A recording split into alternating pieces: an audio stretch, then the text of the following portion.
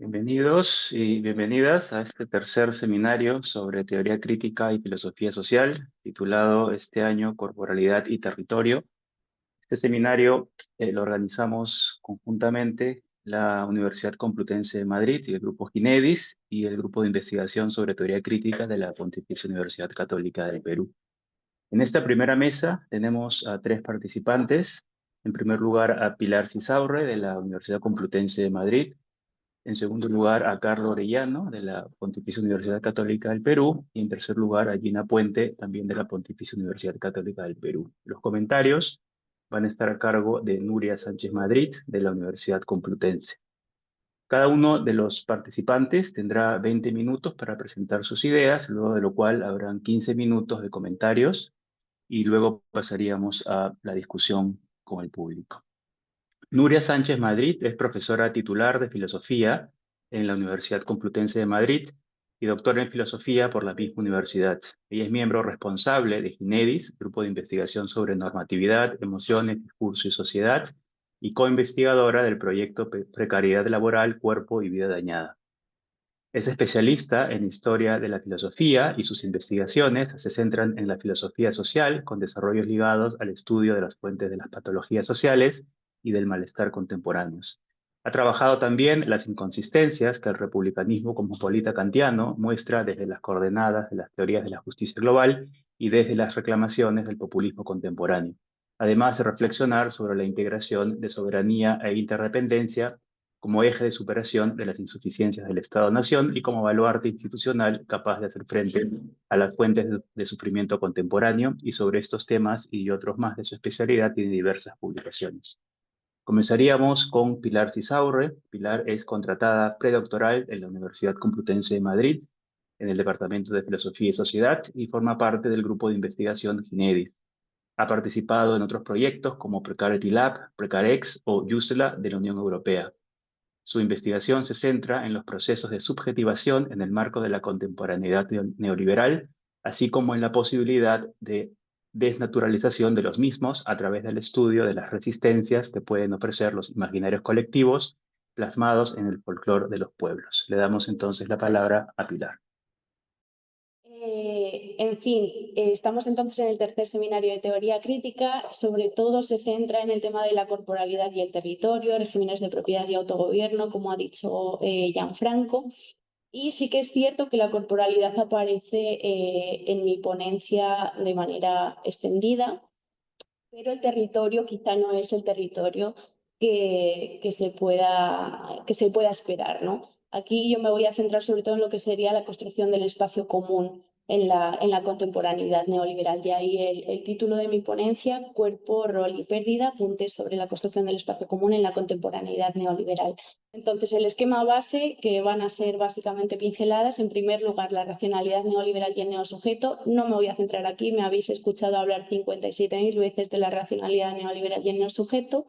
Y me voy a centrar sobre todo en el segundo y el tercer punto, que es un poco lo que sería más novedoso dentro de lo que me habéis escuchado hablar normalmente, ¿no? Que es la creación y la reproducción del espacio público en tanto común en la contemporaneidad neoliberal. Voy a hacer un poquito más pequeños porque si no, no veo nada de esto. Entonces, el primer subpunto del segundo punto del que os digo es el anclaje natural de la realidad desde la sociología del conocimiento. Me centraré en la tríada dialéctica de externalización, objetivación e internalización. Sobre todo me fundamento en lo que sería la sociología del conocimiento de Berger y Luhmann, tanto para este primer punto en el que hablo de la realidad, en el segundo y en el segundo, que es este del rol, ¿no? Hablaré del rol, de cómo se interioriza el rol y lo aplicaré al estudio de caso de la subjetivación neoliberal, esta persecución, ¿no?, de la ficción regulativa del no sujeto. Y el tercer punto tendría que ver con los dispositivos tanto del virtuosismo como del reconocimiento. Aquí apelo un poco a la postura de Virno y, bueno, lo que hago es aplicar el concepto de virtuosismo que él interpreta un poco desde Marx al sujeto neoliberal, ¿no? Y el tercer punto es el cuerpo como lugar del daño, tanto como inscripción de la violencia del poder como de desplazamiento. Y aquí, en última instancia, será bastante reveladora la noción de disforia multi, de preciado. Entonces, en primer lugar, la racionalidad neoliberal del neosujeto. Como veis, bastante escueta la diapositiva. La racionalidad neoliberal, ¿desde dónde la trabajo? Desde Foucault. Lo sabéis de largo, entonces una cita que siempre tengo en la cabeza a la hora de hablar de racionalidad, bueno, de neoliberalismo, de contemporaneidad neoliberal, es aquella que extraigo del Pueblo sin atributos de Brown. Básicamente, racionalidad neoliberal o neoliberalismo como orden de razón normativa, ¿no? Que cuando está en auge es que ya hasta me la sé de memoria, me da esta vergüenza que parezco un loro. Cuando está en auge, entonces toma la forma de una racionalidad rectora que extiende como esta formulación específica de valores economicistas a toda dimensión de la vida humana, ¿no? Aquí también está por debajo como esa visión beberiana de las esferas de la vida, pues que al final acaban colonizándose por esta economicidad, ¿no? Algo que me interesa del neoliberalismo, y yo creo que es un aspecto en el que me he centrado bastante, aparte de lo que me podría tocar de manera personal, esta economización de la vida y nos toca a todos, ¿no? Es el cierre del universo político y el principio de realidad ontológico, ¿no? Ver cómo se naturalizan todos estos principios, todas estas coordenadas en la realidad cotidiana y se concibe pues, como una verdad natural, incluso como el sentido común. Aquí también he estudiado en la tesis lo que sería la configuración del sentido común neoliberal, el sentido común también desde la filosofía del lenguaje para establecerse como un dispositivo más de naturalización de estas premisas economicistas, pero no me voy a meter ahí porque ya sería otro mundo, ¿no? El tema de la subjetividad neoliberal. Tenemos al Homo economicus maximizado, no es el Homo economicus meramente de que hablaba quizá Adam Smith o Jeremy Bentham, sino que tenemos a un empresario de sí al estilo de Foucault, ¿no? Donde se maximizan todas estas premisas. Tenemos el capital humano financiarizado, que lo he puesto con mayúscula porque en el escrito que os he comentado que estaba haciendo a la vez que hacía esta ponencia, he dicho, este es el nombre y estos son los apellidos, ¿no? Aquí está el tema de la financiarización como un apellido que nos lleva a la autoinversión vinculada con los preceptos de valor, ¿no? Del sujeto como portador de un valor específico que debe elaborar bajo su responsabilización lo que sería su propio portafolio vital, un espacio competencial, mejorando su propio posicionamiento, ¿no? Aquí lo que me interesa especialmente es el tema de la trascendencia de sí constante en las dinámicas de rendimiento y goce.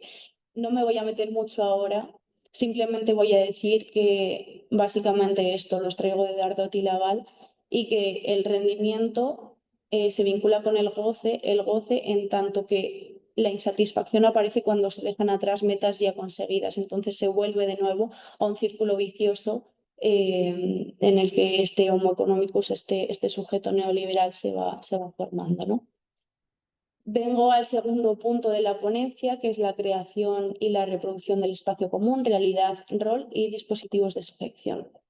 Primer subpunto que tiene que ver con la realidad. El segundo recordamos que tenía que ver con el sujeto y el tercero tenía que ver con los dispositivos del virtuosismo y del reconocimiento, ¿no? Entonces, como os he comentado, no me puedo meter de fondo en lo que sería la obra de la construcción social de la realidad de Berger y Luhmann, pero me fundamento un poco en ese tipo de sociología del conocimiento, ¿no? La realidad, como ya dice la obra en la que me baso, es un constructo social, es una producción humana, tanto en su génesis como en su propia existencia, ¿no? Hablamos de un cierto mundo de la vida, incluso con el maestro de Luhmann, que es Schutt, con su libro de las estructuras del mundo de la vida. Aquí aparecerá algo que será la tríada dialéctica esta, ¿no? Externalización, objetivización, internalización. El ser humano, dicen desde la sociología del conocimiento, tiene una necesidad antropológica de externalización, está en constante vínculo con ese espacio del afuera, ¿no? En este punto tenemos, no me voy a meter mucho más, tenemos el primer punto de externalización. Aquí viene ahora el tema de la objetivación. Los productos que surgen de este vínculo del ser humano con su afuera, los productos entonces de esta externalización humana, que pueden ser tipificaciones con conocimientos o comportamientos tipo que aquí no he puesto, conformarían lo que sería una visión del mundo que se sedimenta mediante el hábito, ¿no? La habitualización que dicen ellos. Aquí aparece entonces el segundo punto de la dialéctica, objetivación, donde se institucionalizan diferentes conocimientos tipo, comportamientos tipo, y el peligro de todo esto, del que hablaré posteriormente, es que la objetivación naturaliza, esencializa ciertos tipos de visiones del mundo y de comportamientos, y por lo tanto limitan, y eso lo veremos ahora, ¿no? Con el tercer punto, que es la internalización. La autoproducción del ser humano entonces se conforma teniendo en cuenta la internalización de los productos de la externalización humana objetivada. Aquí aparecen los 3 puntos, ¿no? Los productos de externalización se han objetivado, se han sedimentado y se han, por último, internalizado de nuevo.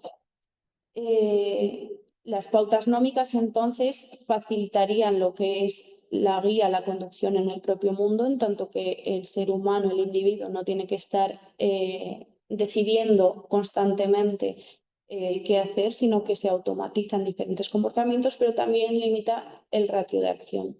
Y ya no solo el ratio de acción, que no lo he puesto aquí, sino que lo he puesto junto con el rol, limitarán el ratio de ser también del propio individuo en su construcción de sujeto, ¿no? Entonces, los peligros que aparecen de todo esto es el así se hacen las cosas como dictum irrefutable, ¿no? La realidad que se presenta como naturalizada, como facticidad inerte que se impone y al final se olvida ese origen creado. ¿Vale? La naturalización esencialista, tanto para los objetos como los comportamientos, crea un mundo de la vida ante el cual solo tenemos una actitud natural. Se opaca ese origen creado y aparece la paradoja de la reificación. El ser humano al final es capaz de producir una realidad que en última instancia lo niega. El tercero de los puntos, y vinculado con esto último que ampliaremos un poco, es el tema del rol. El rol interiorizado y los procesos de subjetivación neoliberales, ¿no? La ficción regulativa del sujeto, persiguiendo esta ficción regulativa. Entonces, ¿qué es el rol? Creo que se puede saber ya directamente con el nombre, ¿no? En la sociología del conocimiento, el rol tiene que ver con el hecho de identificación del individuo con un comportamiento tipo, que es socialmente objetivado y aceptado, que en última instancia se internaliza, se retiene en la conciencia por la repetición, por el hábito también del que hablaba anteriormente, y se sedimenta. En tanto se sedimenta, pues también un mecanismo de asentamiento es la transmisión. Entonces, este rol en última instancia representaría lo que sería un orden institucional objetivado, una especie de visión del mundo o mundo de la vida, ¿no? Una realidad naturalizada, he puesto aquí, y restringe, como he dicho antes, el ratio de ser y el ratio de acción del sujeto. En nuestro caso de estudio, orienta estos procesos de subjetivación hacia la ficción regulativa anclada en el marco sistémico a partir de la deriva del deber ser, ¿no? Y aparece el peligro de la reificación. ¿Qué es la reificación? La objetivación extrema, básicamente una identificación total del individuo con lo que sería el rol, con la subjetivación de ver ser, ¿no? Con la subjetividad de ver ser. No hay una distancia entre ambos puntos, sino que aparece una subjetividad doblegada y un camino únicamente de doblegación, parece, ¿no? En este sentido. En el caso neoliberal, aquí apelo un poco a lo que sería el título del encuentro, del seminario, que aparece la pérdida de sí. Esto lo relaciono con la derrota del homo políticos de la que habla Wendy Brown a expensas de la maximización del homo economicus, ¿no? Hay una pérdida de autonomía y el autogobierno se concibe siempre vinculado con lo que sería esta ficción regulativa del sujeto neoliberal. En tercer lugar, el tema del virtuosismo y el reconocimiento. Entonces, el neoliberalismo, normalmente cuando hablamos de neoliberalismo, estoy yendo bastante rápido, espero que se me esté entendiendo, pero hasta se me traba la lengua, como veréis a ratos. Entonces, neoliberalismo se suele trabajar de la mano o se suele vincular con una visión específicamente individualista de la realidad, ¿no? Entonces, sería aparentemente paradójico hablar de un espacio común, como vengo a hablar aquí dentro de la construcción del mundo neoliberal.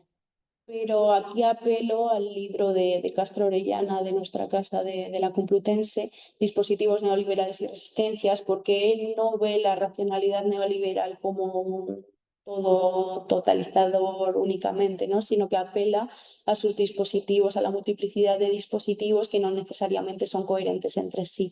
Y aquí yo creo que hay dispositivos que apelan al individualismo, pero dispositivos que también apelan al espacio común. Veis que el territorio no es el territorio material, sino que es un espacio en construcción, no es un espacio simbólico. Entonces, aquí me ayuda trabajar con la obra Virtuosismo y Revolución, la acción política en la era del desencanto de Paulo Vierno. ¿Vale? Como os he dicho antes, en esta obra, Virno lo que hace es interpretar las categorías del trabajo intelectual en Marx. ¿Vale? Por un lado, estaría la actividad cuyo resultado es independiente del productor y por otro lado estaría la actividad cuyo resultado es inseparable del acto mismo de producción, los bailarines, oradores, etc. En el primer caso, la actividad cuyo resultado es independiente del productor parecerían pues, no sé, libros, cuadros, etc. Me interesa especialmente esta segunda categoría de trabajo intelectual, ¿no? La actividad del resultado, cuyo resultado es inseparable del acto mismo de producción, porque es aquí donde aparece el virtuosismo, la ejecución virtuosa. Este tipo de actividad, de labor, tiene que ver con, o siempre aparece vinculada con una ejecución virtuosa dentro de un espacio público, frente a la mirada del otro. Y es ahí, en ese espacio público en el que se realiza la actividad determinada, donde se reconoce. Es aquí donde creo que aparece un dispositivo del que se sirve esta racionalidad neoliberal. Entonces, aplicado al esquema y a la construcción al esquema neoliberal y a la construcción de espacios dentro de esta contemporaneidad neoliberal, en base a lo común, el virtuosismo y el reconocimiento funcionarían como una especie de dispositivos de adhesión y de reproducción de pautas nómicas, ¿no? De estas objetivaciones del sistema. Intensifican en última instancia esa internalización, ese tercer punto de la tríada dialéctica que he expuesto anteriormente, y ayudan completamente con la reificación ante la ficción normativa de lo que sería este sujeto neoliberal. Esta subjetividad neoliberal, recordemos, una de las primeras diapositivas, el tema de la trascendencia de sí en las dinámicas de rendimiento y goce. El goce para mí aparece vinculado intrínsecamente con el virtuosismo y el reconocimiento. No solo tiene que ver con el dejar atrás las metas ya obtenidas, sino con el reconocimiento por la mirada del otro cuando eres virtuoso. Virtuoso en el sentido de ejecutar, tener la capacidad de ejecutar de la mejor manera posible y de proyectarse a sí mismo desde la imagen del neosujeto. ¿Vale? Ahí aparece el paralelismo. Entonces, este virtuosismo y este reconocimiento evidentemente se da en un espacio común, compartido, público, y es una motivación reproductiva que ayuda a sedimentar, a naturalizar ciertas dinámicas y a reproducirlas. Entonces, aquí aparecería como este espacio común del que hablo en el título de la ponencia. Y por último, el tema del cuerpo como lugar del daño. No sé cómo voy de tiempo. Bueno, 3 minutillos. Vamos ahí. El cuerpo entonces como lugar del daño, desplazamiento y disforia mundi. Aquí aparece una unión con la siguiente ponencia. Y es que, bueno, me vi muy contenta al ver que la siguiente persona, ahora mismo no me acuerdo del nombre, pero iba a hablar de disforia mundi. Entonces, el cuerpo, bien, esto es un poquito más largo, quizá, pero está muy comprensible, ¿no? La realidad de la que hemos hablado y el rol, tenemos que tener claro que no son nada fuera de su encarnación. O sea, no se da a expensas de un cuerpo, está intrínsecamente vinculado con él. Y aparece el cuerpo agotado en sí mismo, sacrificable y sacrificado. En este sentido, algo de la sociología del conocimiento que me interesó es que la posibilidad de reificación y de reversibilidad de la situación naturalizada, esta realidad, de este mundo de la vida objetivizado, de estas instituciones comportamentales naturalizadas, encuentra como un fallo en lo que sería el sustrato biológico, que es la corporalidad, ¿no? Os leo una cita. En el individuo totalmente socializado existe una dialéctica interna continua entre identidad y sustrato biológico.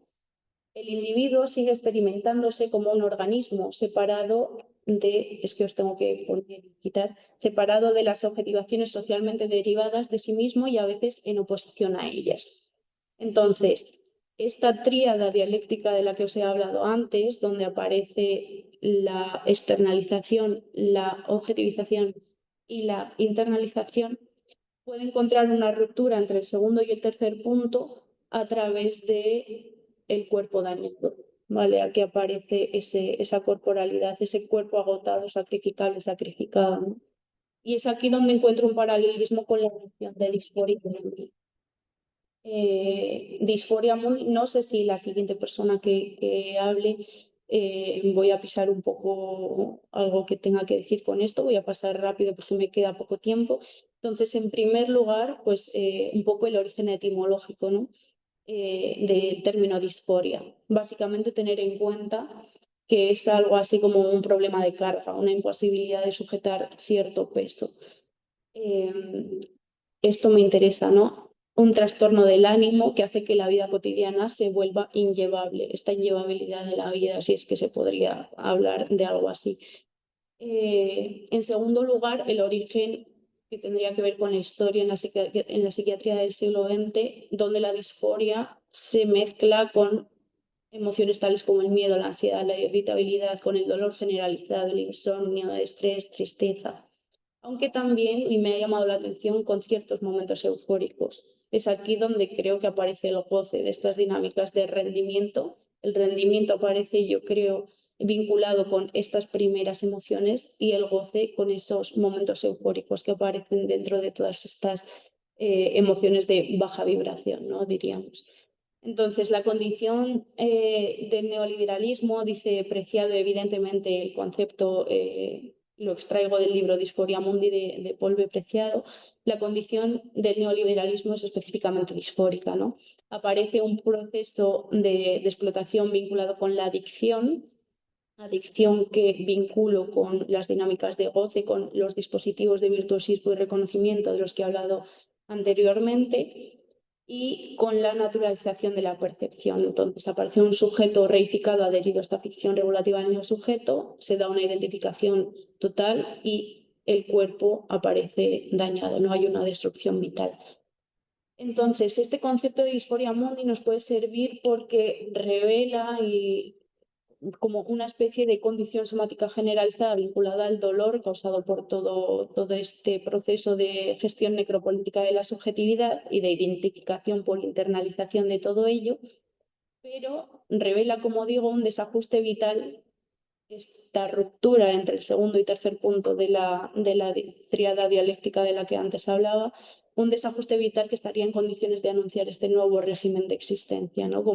O un nuevo régimen de existencia. No voy a hablar de este nuevo régimen de existencia porque cuál será, no lo sé. Esperemos que sea diferente. Entonces, hay una doble condición del cuerpo como somateca, en el sentido de que es un lugar, un espacio, un territorio en el que se ejerce violencia, un terreno de inscripción violenta del poder, pero a su vez también como un espacio capaz de dar resistencia a la normalización, un terreno de desplazamiento, de mutación sistémica frente a la naturalización, en tanto que es sintiente, ¿no? Ese sustrato biológico del que hablábamos antes. Y por finalizar, básicamente ya termino, ya me callo, pues las conclusiones que vienen a ser una recapitulación de lo que he dicho hasta ahora, ¿no? El primer punto de la racionalidad neoliberal, donde pues, los espacios comunes, la novedad de lo que he dicho, que hablaba hoy, ¿no? Estos espacios comunes basados en dispositivos como el virtuosismo y el reconocimiento, que promueven en última instancia la reificación del individuo con esta ficción reguladora en el sujeto, la importancia, como creo que vengo haciendo hincapié en todas las ponencias y los escritos que he hecho durante la tesis y voy a seguir dando por saco con ello, con la desnaturalización, porque yo creo que una gran parte de mi tesis se basa en desnaturalizar todas estas dinámicas y creo que se ha visto o he tratado de mostrar mediante la ponencia. Y la corporalidad dañada no solo como lugar de inscripción violenta, que también y debe tener relevancia en tanto tal para mostrar como todo este dolor, estas vidas dañadas, ¿no? Y también como ventana a la transformación, como la resistencia al sustrato biológico, del sustrato biológico. Y hasta aquí sería un poco, pues, la ponencia. Muchas gracias, Pilar, por la presentación. Pasamos ahora a la segunda ponencia a cargo de Carlo Orellano. Carlo es egresado de la especialidad de Filosofía de la Pontificia Universidad Católica del Perú, en la cual se licenció con la tesis Filosofía, Mito y Religión en Platón, un análisis del Menón. Es maestro en Educación Superior por la Universidad Peruana Cayetano Heredia, grado por el que optó con una tesis centrada en el discurso médico frente a la transgeneridad. Actualmente se encuentra preparando una tesis sobre la teología en el diálogo platónico Leyes para optar por el grado de maestro en filosofía y mantiene como líneas de investigación la filosofía antigua y los feminismos. Adelante, Carlos. Ya, ahora sí. Bien, el título que le puse a mi ponencia es el que tienen delante, El cuerpo como cárcel y como espacio de emancipación, una aproximación al pensamiento de Paul Preciado. Eh, Estos son los puntos que quisiera tocar. Primero, hablar un poco de cómo es que surgió la teoría queer. En segundo punto, ver la crítica al discurso médico entre tanto en Butler como en Preciado. Butler es una de las exponentes más grandes de la teoría queer e influye bastante en Preciado. Un tercer punto que ya mencionó Pilar fue el del cuerpo como somateca. Vamos a ver qué implicancias filosóficas hay de por medio. Y un cuarto punto, un cuarto y ya casi último punto de cómo entender la emancipación y cómo ejercerla. Paul Preciado usa el término emancipación en distintas ocasiones. También usa el término libertad en distintas ocasiones, lo vamos a ver. Entonces tenemos que, digamos, de alguna forma entender cómo es que se puede ser libre dentro del régimen en el cual nos encontramos, ¿no? Bueno, y al final mencionar algunas tareas pendientes, o mejor dicho, caminos de investigación que se pueden abrir. Y bueno, las tres obras de Paul Preciado en las cuales me voy a basar son estas tres. Dysphoria Mundi. Yo voy a usar una edición del 2023, pero originalmente la obra fue publicada en el 2022. Yo soy el monstruo que os habla, que es una ponencia que Paul Preciado dio ante una academia de psicoanalistas y se publicó en el 2020. Y luego Texto Yonki, yo voy a usar una edición del 2020. Yo voy a usar una edición del 2020, pero el original proviene del 2008. También voy a hacer referencia al Manifiesto Contrasexual, pero es una referencia menor, por eso es que no he incluido esa obra entre esas tres. Muy bien, pasando al primer punto en torno al surgimiento de la teoría queer, hay un problema, un debate consiste en pensar si es que la teoría queer es parte del feminismo, es una corriente feminista, o si tendríamos que considerarlo como una teoría aparte. Hay autores que plantean que la teoría queer y el feminismo no son compatibles por el cuestionamiento a la masculinidad y particularmente la feminidad que vamos a ver más adelante. En el caso de Paul Preciado, pareciese que hay un paralelismo, porque en varias ocasiones en su libro menciona feminismo, teoría queer, como si fuesen cosas diferentes. Pero en todo caso, sin entrar en el debate de si son compatibles o no, lo que sí podemos asegurar, lo que es innegable, es que la teoría queer tiene sus raíces en el feminismo, ¿no? De hecho, hay una autora, Nuria Varela, que plantea que la teoría queer es como una especie de nueva ola del feminismo, la cuarta ola del feminismo. Y bueno, para ahondar un poco en las raíces feministas, tenemos a una de las exponentes más grandes del feminismo, que es Simone de Beauvoir, y su frase famosa: una persona no nace mujer, sino que llega a serlo o deviene eso, ¿no? esta frase, digamos, marcó bastante el feminismo al poner, poner bajo el reflector el hecho de que no hay un destino ni biológico, ni psicológico, ni económico. Y tiene relevancia para la teoría queer por cuanto esta frase fue recogida por Judith Butler. De hecho, Judith Butler en una entrevista señala que ella no tenía pensado dedicarse al feminismo porque lo veía como algo, digamos, una parte, una faceta de su activismo, no tanto una faceta de su vida académica. Pero en cierta ocasión fue invitada por grupos activistas a dar una serie de charlas acerca del segundo sexo de Simone de Beauvoir. Y ahí es donde ella cuenta que al toparse con la frase anterior, se quedó pensando, bueno, si una persona no nace mujer, sino que llega a serlo, ¿hasta qué punto este planteamiento se puede aplicar a otras identidades, como por ejemplo también los varones? ¿No? ¿Hasta qué punto los varones tampoco es que nazcan ya siendo, sino que llegan a serlo? Y de esa forma, digamos, radicalizó la pregunta por la diferencia entre sexo y género.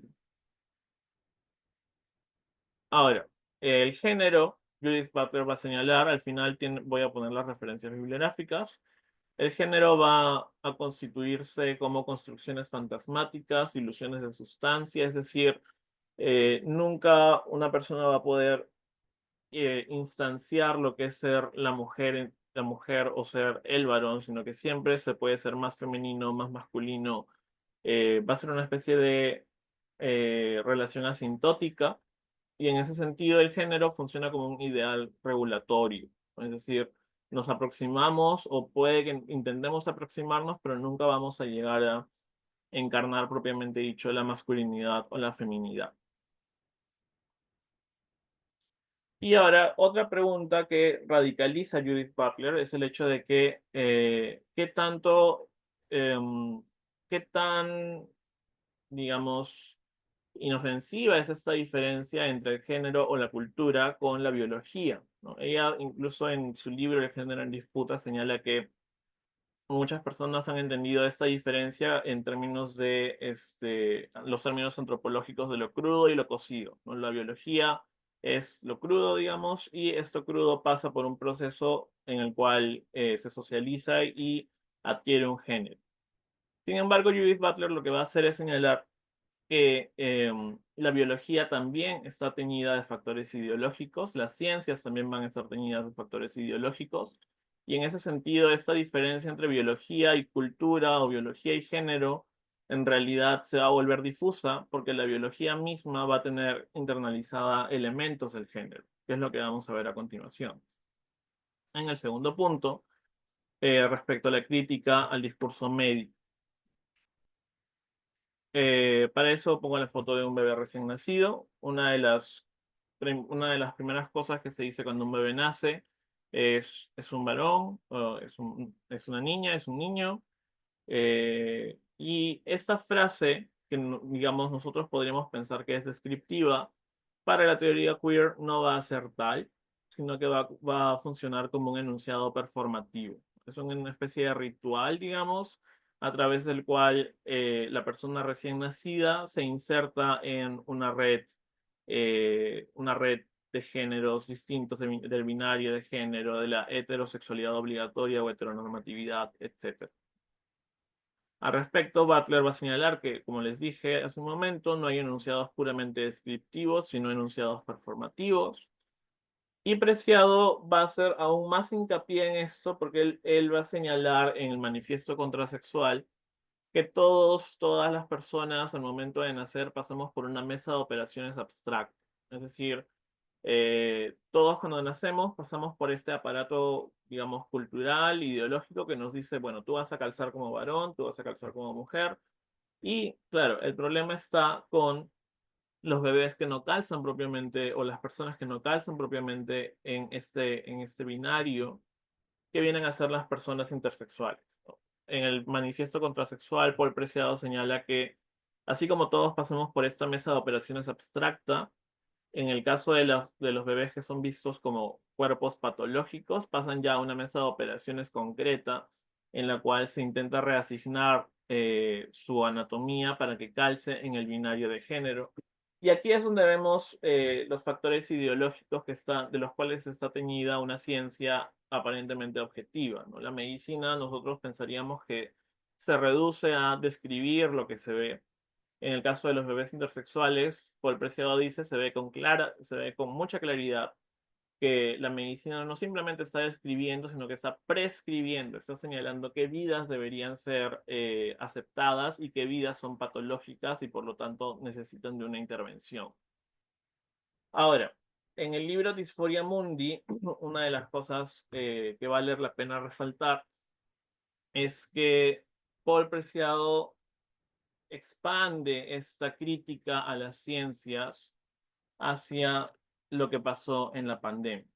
Al respecto, quisiese poner un pequeño video que dura solamente unos cuantos segundos.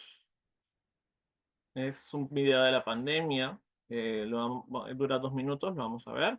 Social y no cuentan tampoco con medidas de protección como tapabocas. Hoy fueron desalojados. Estamos en pleno estado de emergencia. Como pueden apreciar, esto es lo que se está viviendo en el distrito de San Martín de Porres. Ambulantes que se han apoderado de las calles.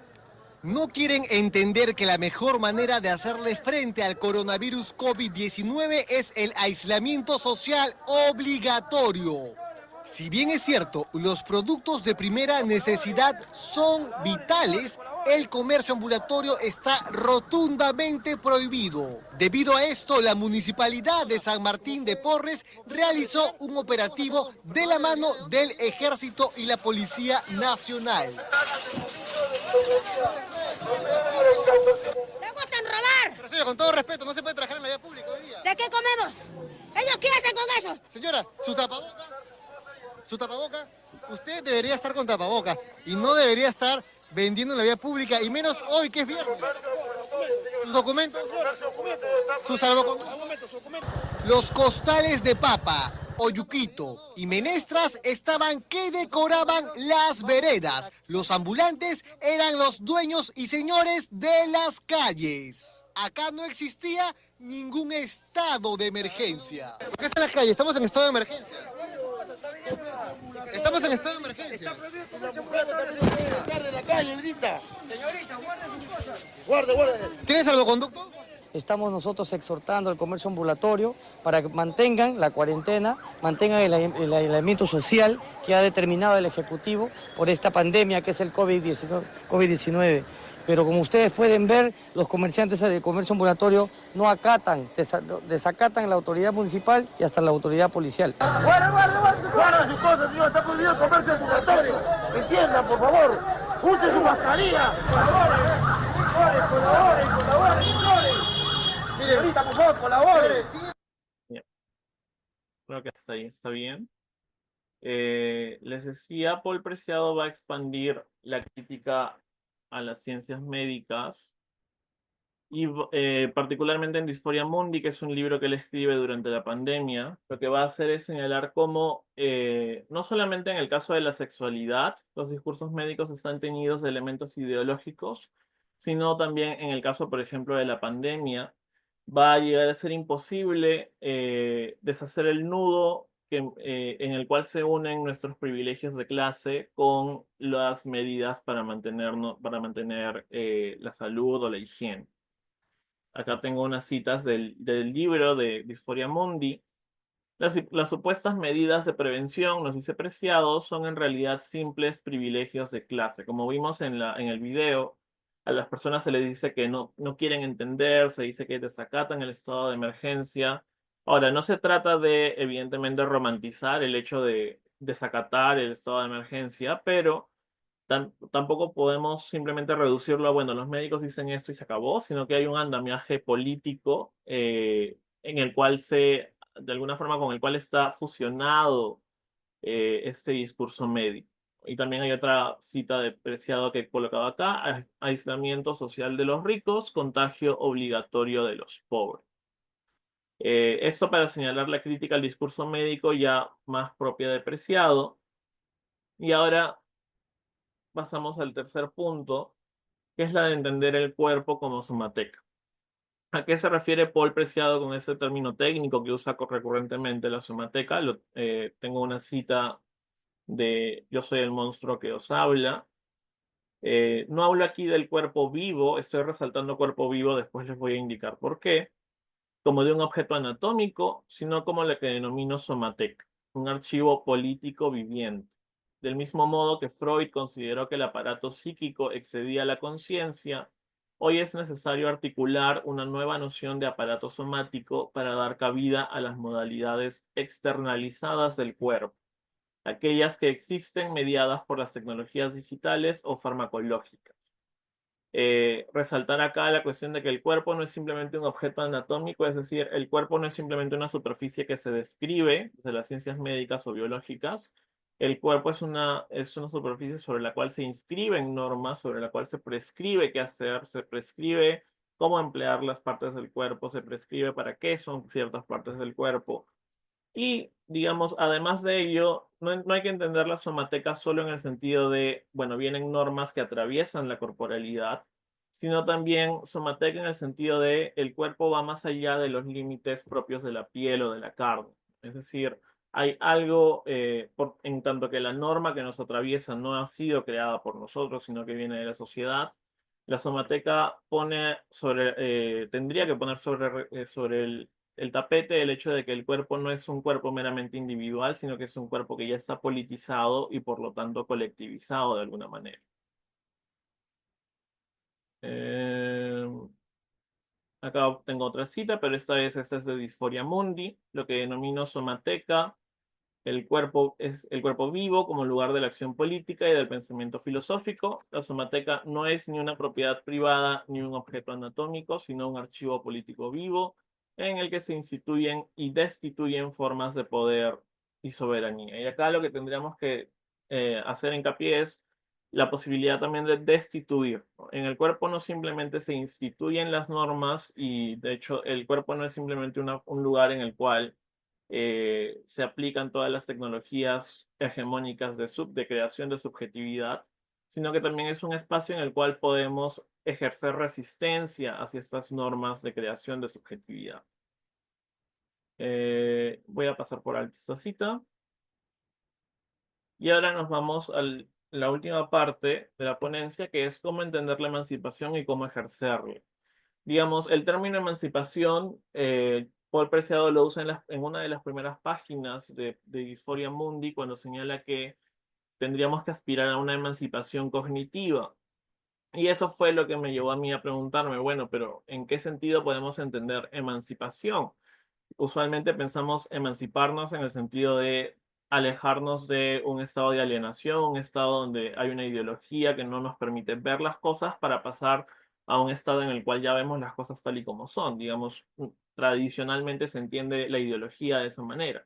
Sin embargo, Paul Preciado va a ser enfático en el sentido de que por lo mismo que no hay una naturaleza neutra, no hay una naturaleza que no esté politizada, el ejercicio de emancipación no se trata de pasar de un estado de alienación a un estado, digamos, en el que se recobra la naturaleza, sino de pasar de un estado en el cual estamos encerrados en una jaula que no hemos escogido a un estado en el cual pasamos a crear nuestra propia jaula.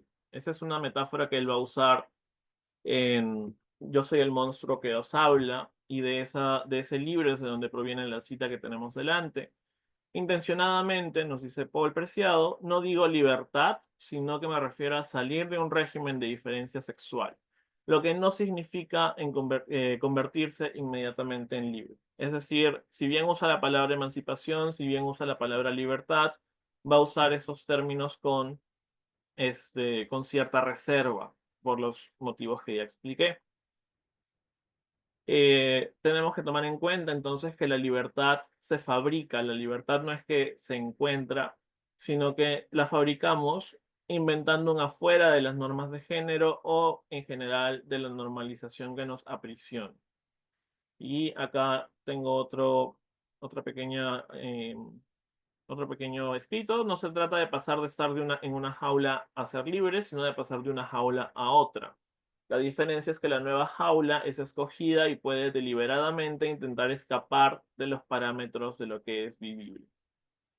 Entonces, la emancipación tenemos que entenderla como pasar de un estado en el cual se nos ha fabricado la jaula a pasar a un estado en el cual nosotras fabricamos nuestras propias, digamos, o invertimos ciertas leyes y tratamos de resistir a las leyes hegemónicas, Ahora,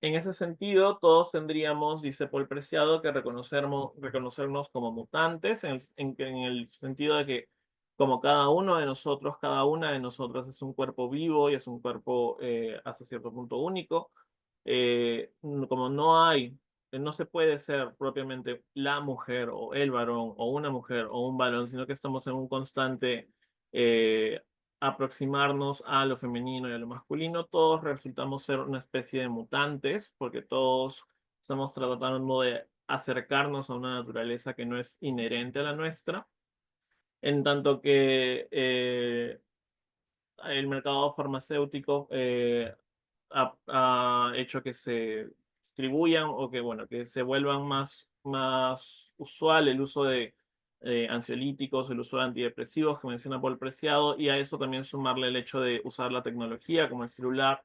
Podemos reconocernos todos como cyborgs, todos de alguna forma, o cyborgs, como lo colocan en castellano. Es decir, todos de alguna forma dependemos de algo tecnológico en mayor o en menor medida. Y bueno, y podernos reconocer como monstruos a través del ejercicio de desidentificación. El ejercicio de desidentificación tiene que ver con el hecho de primero reconocer el peso de la identidad, porque Paul Preciado en El monstruo que yo soy el monstruo que os habla, se hace la pregunta, bueno, ¿quiénes tienen identidad? Normalmente se piensa que las personas disidentes somos las que tenemos identidad y que las personas heterosexuales, las personas blancas, las personas con ciertas características no tienen identidad. Pero la clave estaría en ver que hay una identidad en todo. Es decir, acá hay una frase de Dysphoria Mundi: ya nada es simple, ni el aire que respiras, ni el tiempo que pasa, ni el suelo que pisas, ni el nombre que llevas. Es decir, el nombre que llevas por la cuestión de género es un poco más fácil de entender, pero tampoco el aire que respiras en relación a lo que les mostré de cómo se unen lo social y lo médico en el caso del COVID, eso tampoco vendría a ser un elemento neutro, sino que es un elemento ya politizado. ¿Cómo podríamos entonces nosotros intentar ejercer una emancipación? Intentar desidentificarnos, reconocer cuál es la identidad que portamos, sea como sujetos hegemónicos o sujetos subalternos, y buscar resistir a esa identificación.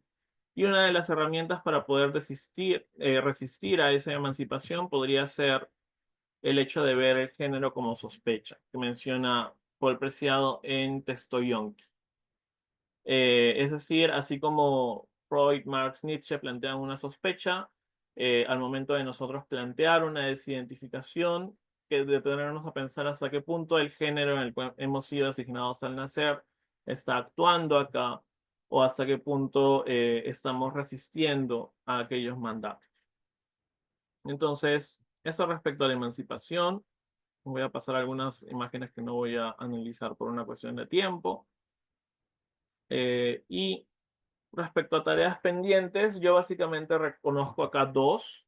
Primero, la cuestión del cuerpo vivo que he resaltado en las citas que he empleado cuando aparecía, porque por lo que he leído de la tradición fenomenológica, por lo que he leído de Merleau-Ponty, creo que puede trazarse un paralelo entre la expresión cuerpo vivo en Paul Preciado y la expresión cuerpo vivo en la tradición fenomenológica, particularmente, repito, en Merleau-Ponty. Creo que sería una ruta de investigación fructífera. No he visto en los textos que Paul Preciado directamente lea a Merleau-Ponty, pero Judith Butler sí lee a Merleau-Ponty directamente, entonces podríamos hablar de una influencia de manera indirecta a través de Judith Butler. Y la otra tarea pendiente es complementar lo que he expuesto acá con las otras obras de Preciado. Yo me he basado en tres, pero esas no son las únicas obras que él tiene. Él también tiene un departamento en Urano, tiene también bueno, otros textos que, Pornotopía, por ejemplo, y tiene otros textos que valdría la pena leer e investigar para poder complementar lo expuesto. Y bien, y aquí tienen las fuentes bibliográficas de Butler y Preciado, y esa ha sido mi intervención. Muchas gracias por su atención. Muchas gracias, Carlos, por tu presentación también. Y pasamos a la tercera y última de esta primera sesión, a cargo de Gina Puente. Gina es estudiante del posgrado en Filosofía en la Pontificia Universidad Católica del Perú. Es becaria del programa KD PUC. Ha sido premiada 2 veces por el programa de apoyo a la iniciación en investigación de la PUC en los años 2014 y 2018. Se ha desempeñado como predocente en cursos de filosofía, ética e investigación académica en la misma universidad y participa regularmente en el grupo de investigación sobre teoría crítica, donde desarrolla sus intereses en filosofía social y política. Adelante, Gina. Bueno, yo voy a presentar Maternidad como ideología, propiedad, cuerpo y mundo en disputa. En esta exposición se propone una crítica a la institución de la maternidad como ideología, que organiza la experiencia corporal, espacial y afectiva de quienes maternan, bajo condiciones específicas del capitalismo tardío. Sostengo que la experiencia de la maternidad contemporánea se ha condicionado a partir de la apropiación del cuerpo, de los poderes reproductivos femeninos y de su labor de cuidado. Esta apropiación se ha naturalizado a partir de mecanismos ideológicos. Más aún, sostengo que esta disposición sistemática del sujeto que materna ha configurado condiciones para un sufrimiento social y no meramente individual. En primer lugar, expongo el carácter ideológico de la institución de la maternidad. Luego, cómo las transformaciones producidas por la industrialización y el trabajo asalariado condujeron a una división radical de espacios y funciones por género. En este sentido, el relevo a las mujeres a una situación de dependencia económica junto con las infancias y adolescencias promovió la configuración de un tipo hegemónico de maternidad en los límites del encierro doméstico, la intensificación de tareas no remuneradas y la naturalización del cuidado. Las diversas prácticas concretas de la maternidad han existido desde que el ser humano es tal. Sin embargo, la institución de la maternidad es un producto sociocultural reciente que se ha naturalizado.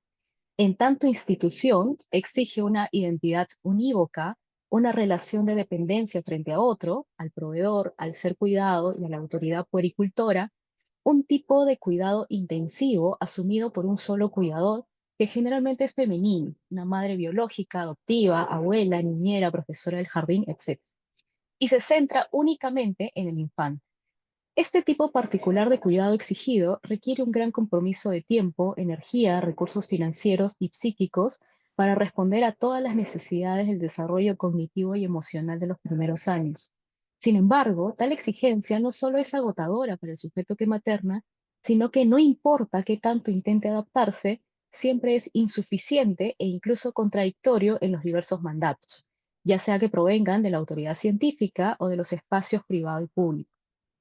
A pesar de ello, y del sufrimiento individual silencioso que pueda acarrear, quienes se encuentran en tal situación podrían negar o desconocer el carácter opresivo de esta institución, pues criticar esta maternidad haría recaer sobre estas personas una sospecha de negligencia, inadecuación o anormalidad.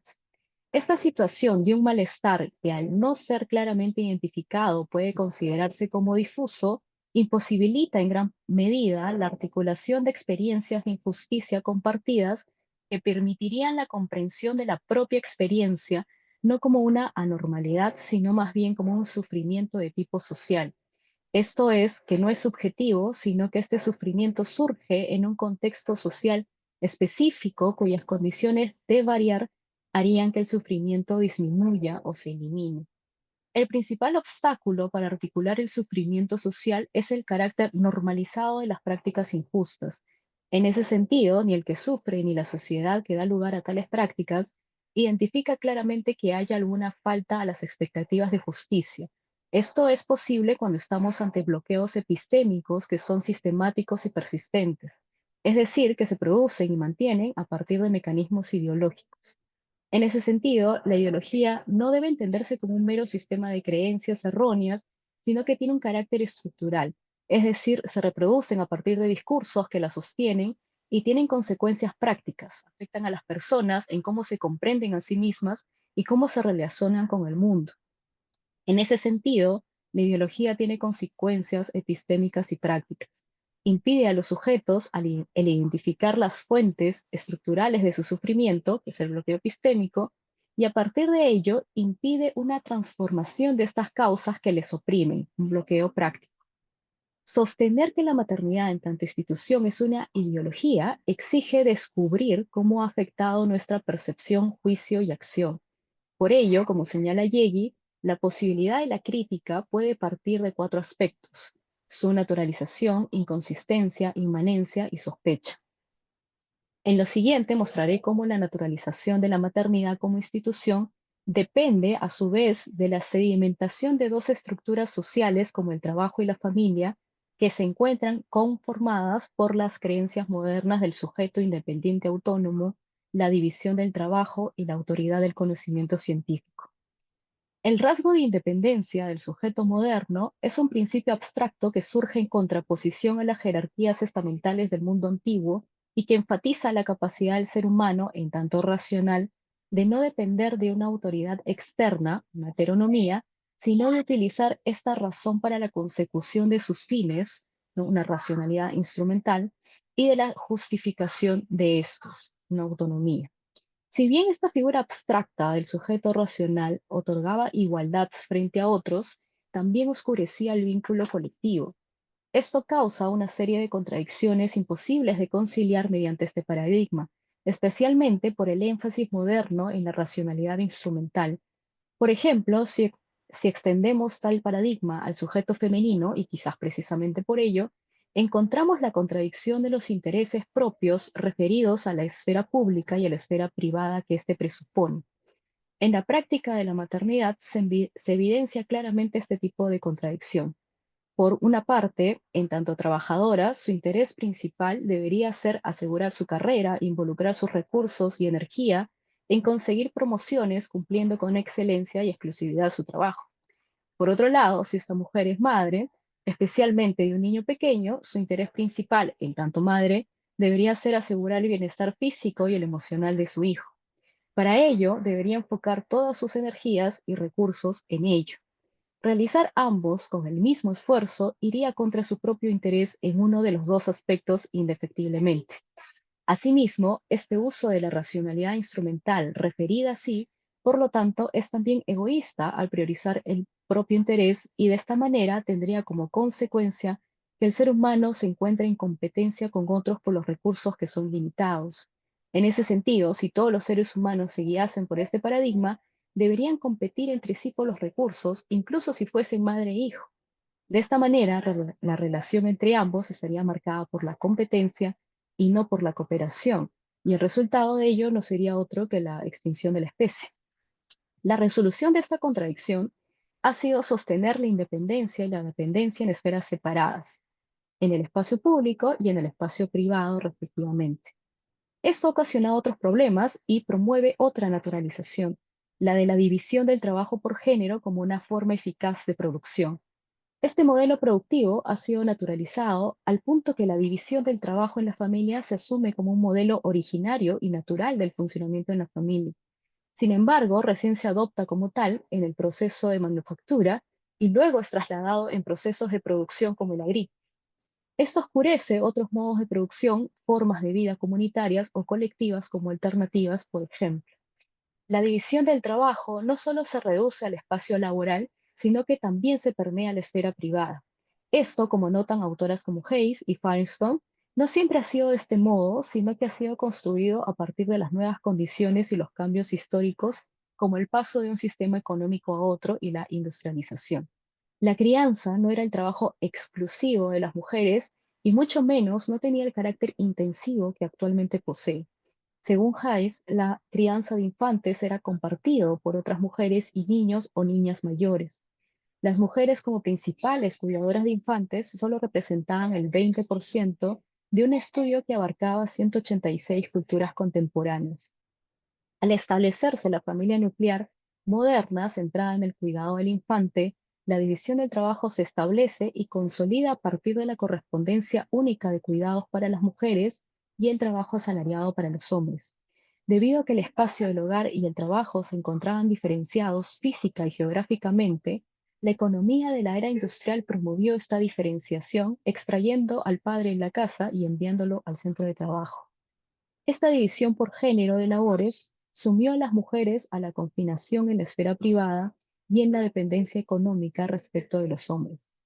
En consecuencia, asumen una desventaja tal ni incluso volviendo a introducirse al campo laboral pueden nivelar su nivel de ingresos antes de la maternidad. Este modelo de la división de trabajo por género, surgido en la era industrial, se sostenía siempre y cuando el salario obtenido por el trabajo asalariado fuese suficiente para sostener una familia. El llamado salario familiar actualmente es insostenible, ya que la transición a un estado postindustrial ha cambiado la dinámica laboral que afecta directamente la división del trabajo en el ámbito laboral, pero también en la familia misma. Como nota Fraser, en el capitalismo postindustrial, pocos salarios pueden sostener por completo una familia entera, puesto que la mayoría de los trabajos en esta era son de tipo temporal y no incluyen prestaciones sociales. Estos cambios económicos e históricos han tenido como respuesta más común entre progresistas y feministas estadounidenses la práctica de un modelo de proveedor universal. En ese sentido, se plantea que ambos padres-madres cumplan el rol del proveedor, dinamitando el modelo clásico de la división del trabajo dentro de la dinámica de la familia nuclear. Esto, a primera vista, parece un avance en la justicia social para las mujeres y las madres, quienes tendrían la posibilidad de erradicar la desventaja económica en que las situaba el modelo clásico de familia nuclear con división por género. No obstante, este modelo añade una mayor carga de responsabilidades y trabajo a las mujeres, ocasionando una doble explotación, una laboral y doméstica. Por un lado, las mujeres dependen para equilibrar el trabajo doméstico de la buena voluntad de los hombres y de que se encuentren dispuestos a asumir el trabajo no remunerado doméstico. Por otro lado, incluso si se traslada esta necesidad al mercado o al Estado, sigue dando lugar a nuevas tareas de coordinación que serán asumidas por las mujeres. Por otro lado, la autoridad de la ciencia moderna de la salud ha afectado específicamente a las mujeres y a los procesos de concepción, gestación y tecnologías reproductivas. No solo al objetivar el cuerpo de las mujeres y la función reproductiva, sino también al excluirlas sistemáticamente de la generación del conocimiento sobre sus propios cuerpos. Por ejemplo, el conocimiento y práctica del parto fue apartado de las parteras, las cuales fueron desplazadas en su enfoque y técnica por el obstetra. Mientras que las parteras concebían el proceso como natural, para el obstetra era un arte que requería instrumentos como el forceps y ganchos. El uso de forceps se instauró a partir de este relevo masculino en la cuestión del parto, y este instrumento, que era, o incluso aún hoy, utilizado con brutalidad, tiene como finalidad apresurar el parto, aunque esto pueda provocar daños innecesarios en la criatura y la perforación del tejido femenino. La fiebre puerperal, acontecida en el siglo XVII, muestra cómo este cambio o desplazamiento de la autoridad médica hacia los hombres no fue un avance técnico que mejoró la vida de las mujeres. Todo lo contrario, causó muchas muertes de las madres que eran atendidas por el personal médico en hospitales. En la provincia francesa de Lombardía, ninguna mujer sobrevivió al parto durante un año, así como en París, en 1866, la cuarta parte de las mujeres que dieron a luz en el hospital fallecieron. La lactancia materna es otra práctica de la maternidad cuyo conocimiento ha sido apropiado por el cuerpo médico. Como recuerda Gimeno, este tipo de conocimiento construye verdades o conocimientos con pretensión de verdad. Usualmente se cree que la lactancia ha sido un proceso indisociable de la maternidad en tanto hecho biológico o instinto. Sin embargo, la lactancia tiene una larga historia condicionada por la cultura, la sociedad y las diferencias de clase e incluso la economía. Durante la mayor parte de la historia ha sucedido más bien lo contrario. Las madres no daban de lactar a sus criaturas. Esta era una tarea para nodrizas. Esta práctica era ciertamente un privilegio de clase. Más aún, en la década del 50, la lactancia alcanzó su punto más bajo a raíz de la introducción de la leche de fórmula y los biberones. Esta opción fue tomada por muchas mujeres en países desarrollados, pues permitía liberarse del imperativo biológico de la lactancia para poder ocupar el espacio público sin riesgo para los bebés. Sin embargo, según Gimeno, entre los años 50 y 80, se gestó un contraataque a la independencia materna poniendo como pilar de la maternidad intensiva a la lactancia materna. Para justificar esta vuelta a la lactancia materna a demanda del bebé, se utilizaban dos elementos: las propiedades de la leche materna y el vínculo apego entre madre y bebé. Sin embargo, para consolidar el vínculo no es necesaria la lactancia, sino el contacto y atención de las necesidades del bebé. La teoría del apego, especialmente la de Bowlby, se basaba en la analogía del imprinting, con lo cual llegaba a la conclusión de que la presencia de la madre debía ser constante durante el primer año de vida del bebé. De lo contrario, éste sufriría graves consecuencias en su psique. Sin embargo, otros estudios desacreditaron esta premisa, llegando a la conclusión de que la figura materna puede ser sustituida por otros aspectos y presencias. Así también, en Gran Bretaña se mostró que muchos bebés criados con biberón manifestaban un apego seguro. Más aún, en varios estudios longitudinales realizados sobre el comportamiento adulto refieren poca o ninguna diferencia significativa entre adultos que han sido criados con los cánones de apego con los que no habían tenido ese tipo de experiencia temprana. Por tanto, la figura materna tenía poco o nada que ver con el desarrollo y comportamiento en la etapa adulta de sus hijos. Más aún, los estudios mostraron que había otros elementos relevantes para ello, por ejemplo, el económico. El ser rico o pobre era el factor más relevante en el desarrollo del futuro adulto. El peso de la absoluta responsabilidad sobre el buen o mal comportamiento de los hijos moldea la subjetividad llena de culpa de la madre moderna y, por otro lado, minimiza la responsabilidad de otros factores como la figura materna, la socialización con los pares, los medios de comunicación, la escuela, el medio ambiente y las relaciones económicas. Esto ha sumido a las mujeres en la opresión de ser tomadas como objetos para el médico y que el centro de la atención en el parto, en la lactancia y en la crianza se enfoque todo menos en las necesidades de las mujeres. En el parto se privilegia la mirada y comodidad del obstetra o ginecólogo, a pesar de la evidencia y la larga experiencia de partos verticales que, gracias a la gravedad, implicaría menor esfuerzo y dolor para las parturientas. En la lactancia se prescinde de la consideración de la vida particular de la madre, cuyas necesidades de trabajo, de descanso o de compartir la crianza son desechadas en función de una asumida necesidad del bebé de alimento idóneo y apego, cuando ya se ha visto que ambas no dependen necesariamente de la madre como único sujeto. Estas tres creencias sostienen las dinámicas en la familia y cómo ésta se comprende socialmente. La familia tradicional, como el ideal de familia, es una comunidad reconocida legal y socialmente compuesta por padre, madre e hijo, que comparten una intimidad y vínculos emocionales. En esta, la división del trabajo asume en un individuo que comparte ambos espacios, privado y público, y logra una autonomía e independencia, mientras que los demás comparten una reclusión en el espacio privado doméstico y en relación de dependencia. No obstante, al examinar históricamente la organización de las familias en el espacio, es posible observar que existe una transición de espacios abiertos a cerrados, es decir, que la familia nuclear, padre, madre, hijo, no siempre había sido un modelo que se sostenía durante el tiempo. Más bien, lo que ocurre es un paso de una casa abierta a una casa cerrada. Y la casa abierta compartía varias relaciones que podían incluir no vínculos consanguíneos ni tampoco de clase. Actualmente hay una crisis de la familia, pues se ha reconfigurado lo que comprendemos como familia vinculada al matrimonio y al núcleo padre, madre, hijo. Antes existían obstáculos externos de corte social o jurídico que obligaban a contraer matrimonio para proteger los derechos de los niños a la herencia y la protección económica. No obstante, actualmente el derecho protege a la infancia reconociendo sus derechos a la herencia y al sostenimiento económico sin importar si provienen o no de una familia vinculada por el matrimonio. Por otro lado, en el espacio público se considera el trabajo. Está entendido como mediado por el salario y a partir de un modelo de producción de mercancías, pero si se parte desde allí, solo se comprende la explotación en los términos del trabajo asalariado en una fábrica, pero no el trabajo que sostiene a la fuerza laboral o asalariada, es decir, el trabajo doméstico, de reproducción y de cuidado. Otro problema derivado es el de la ilusión de la independencia económica en el trabajo asalariado para las mujeres, ya que lo que en realidad ocurre es la doble jornada. Y esto no se puede explicar a partir de las meras relaciones económicas. En otras palabras, el trabajo por un salario no liberaba a las mujeres del primer trabajo que es el doméstico. Asimismo, las prácticas que demanda el trabajo ocasionan una brecha salarial, como muestra el trabajo de Claudia Golding, dependen de y promueven una división de roles marcada.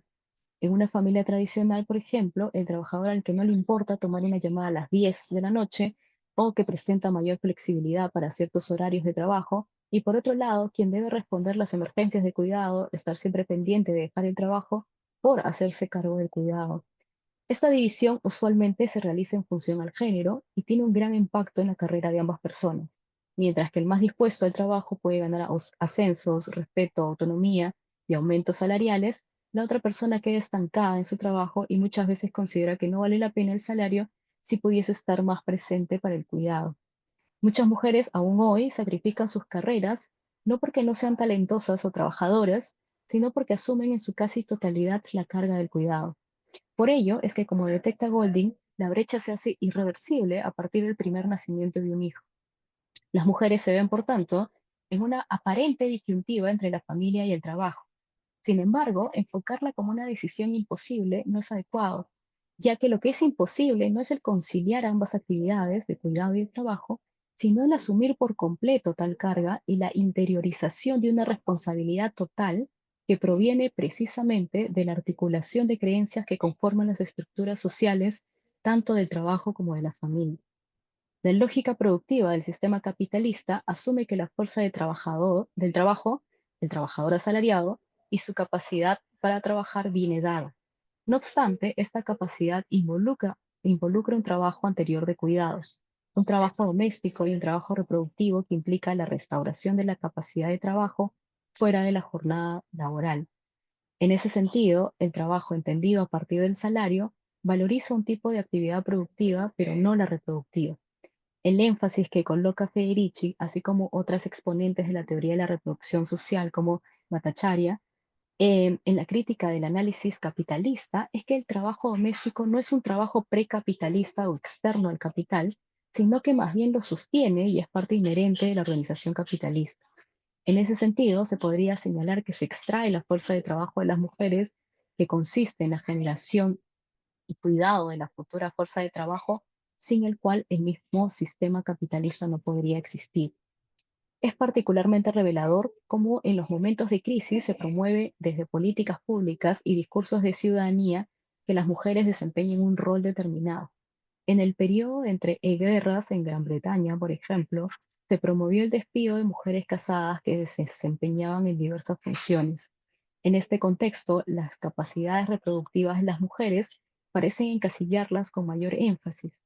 Con este fin, por ejemplo, se incentiva la natalidad a través de subvenciones y a través del discurso, incluso desde cierto feminismo, de la maternidad como un deber ciudadano de las mujeres, lo cual es paradójico ya que en momentos no tan críticos, igualmente se incentiva la maternidad en ciertas mujeres, mientras que en otras el Estado promueve la esterilización voluntaria que recae en mujeres pobres, migrantes y racializadas.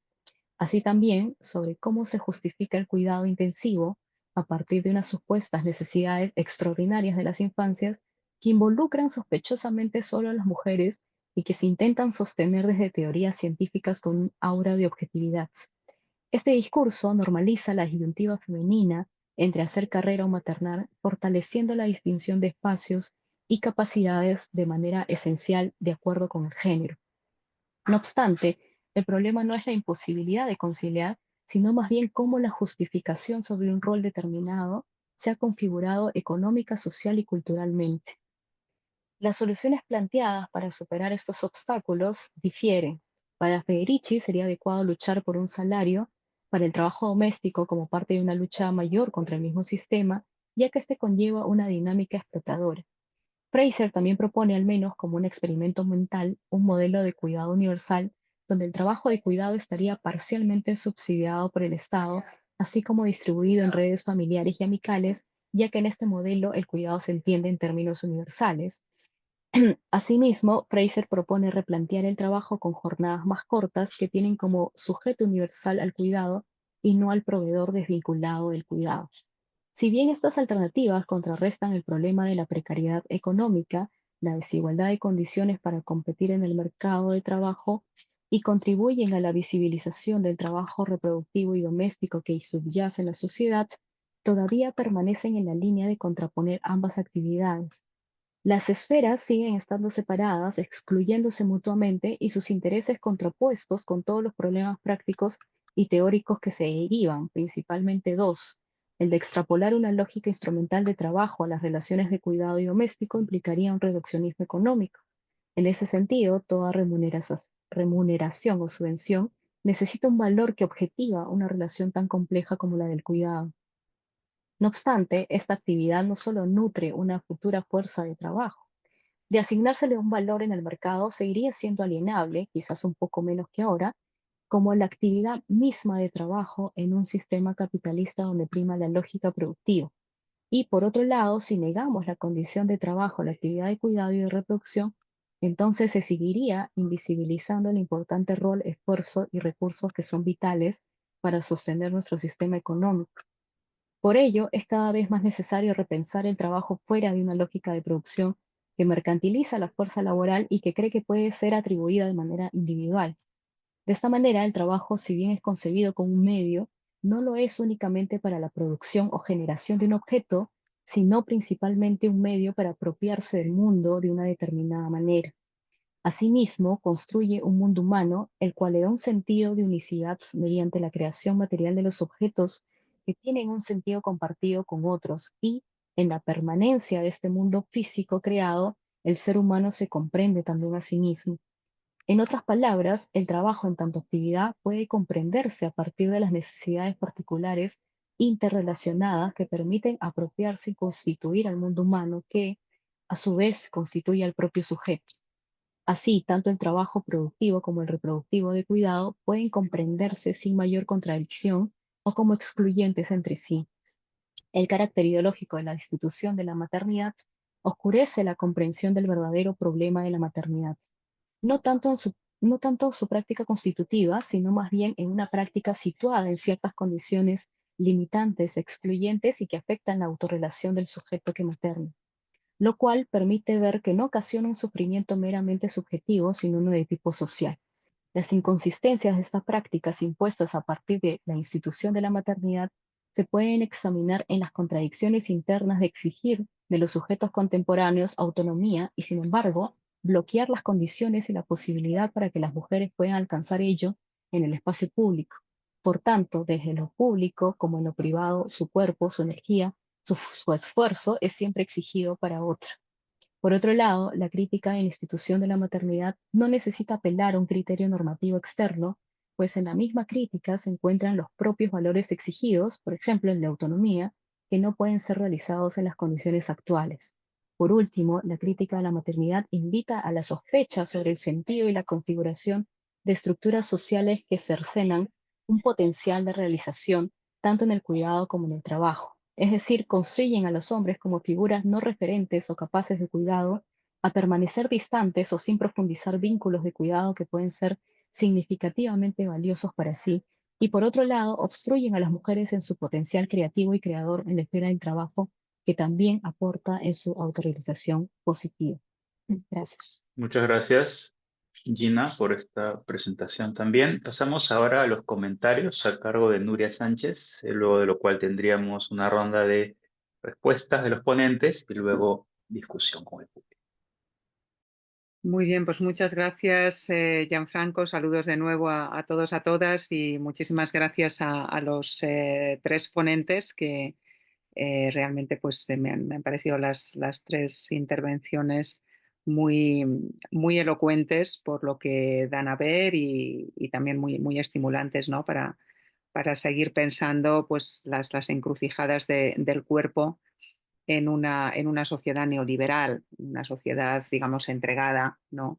A una economía variable de dispositivos de control, de fiscalización, pero también de extractivismo y de hiperproductividad que atentan contra el cuerpo, que se dirigen de manera muy, muy directa al cuerpo, ¿no? Yo voy a intentar ser muy esquemática porque queda poco tiempo y no me gustaría consumirlo todo, ni muchísimo menos. Voy a intentar incluso por debajo de ese límite de 15 minutos para un poco dar la oportunidad a que haya más palabras y haya más voces, ¿no? En este encuentro, que pienso que es lo más importante para quienes estamos aquí, ¿no?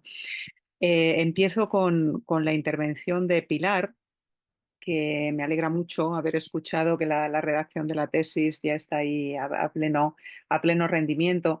Sencillamente me quería centrar en una idea que ha recorrido buena parte de la intervención y que, más allá, digamos, del colapso civilizatorio, por así decir, que trae consigo pues, este conjunto de dispositivos, esta articulación de dispositivos que configuran, digamos, eso que se califica como neosujeto neoliberal, ese producto del neoliberalismo que con Wendy Brown podemos calificar como un homo economicus, que en realidad pues, pone en peligro, digamos, todas las condiciones, ¿no? de lo que entendemos como campo antropológico. Este espacio, que es un espacio muy tensionado, es un espacio muy sufriente, como señalaba Pilar, es un espacio que, digamos, produce o por lo menos convence al sujeto de la necesidad de producir un enorme número de recursos estéticos, de recursos eróticos, que intervienen sobre el cuerpo, que lo preparan, lo reproducen, ¿no?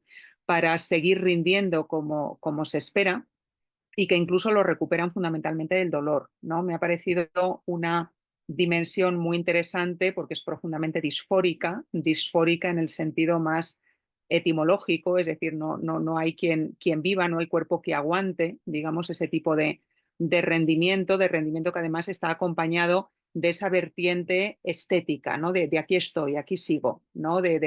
Voy de alguna manera a mostrar también estéticamente que estoy aquí, ¿no? Que existo, ¿no? Creo que hay una fuente de ansiedad, una fuente de angustia imagínica muy propia de estos tiempos y profundamente ambivalente, ¿no? Que me parece que es un terreno en el que tenemos que seguir investigando. Es fruto de, digamos, una exigencia externa, externa a los sujetos, pero también colectiva. Es decir, hay una manera de construir comunidad que digamos, este festival neoautoritario que nos rodea a nivel global ha traído, digamos, a plena actualidad. Hay una manera de construir comunidad que la colapsa internamente por todos lados, pero que también colapsa todo tejido antropológico, ¿no? Entonces, en fin, contar esta historia no desde el lado de una normalidad colonizada por ese autoritarismo, sino contar esta historia a la otra luz, con la cara B, con las caras B, digamos, de los sujetos que tienen que dar soporte, que tienen que poner cuerpo a esta revolución. En definitiva, es lo que llevan haciendo unos más que otros, ¿no?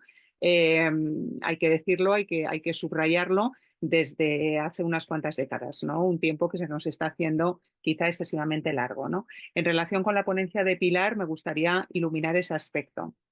En relación con la ponencia de Orellano, de Carlo Orellano, voy a centrarme, voy a empezar sobre todo a intervenir a partir del vídeo que nos ponía, de ese carácter, ¿no? Tan revelador de la acusación, nada menos que a los cuerpos, ¿no? de los vendedores ambulantes en San Martín de Porres, ¿no? La acusación desde los medios de comunicación, desde el orden normativo, el orden civil, el orden político, esa denuncia de vosotros que hacéis aquí, ¿no? Vosotros estáis buscando la muerte, el contagio, sois peligrosos, sois sujetos peligrosos, ¿no?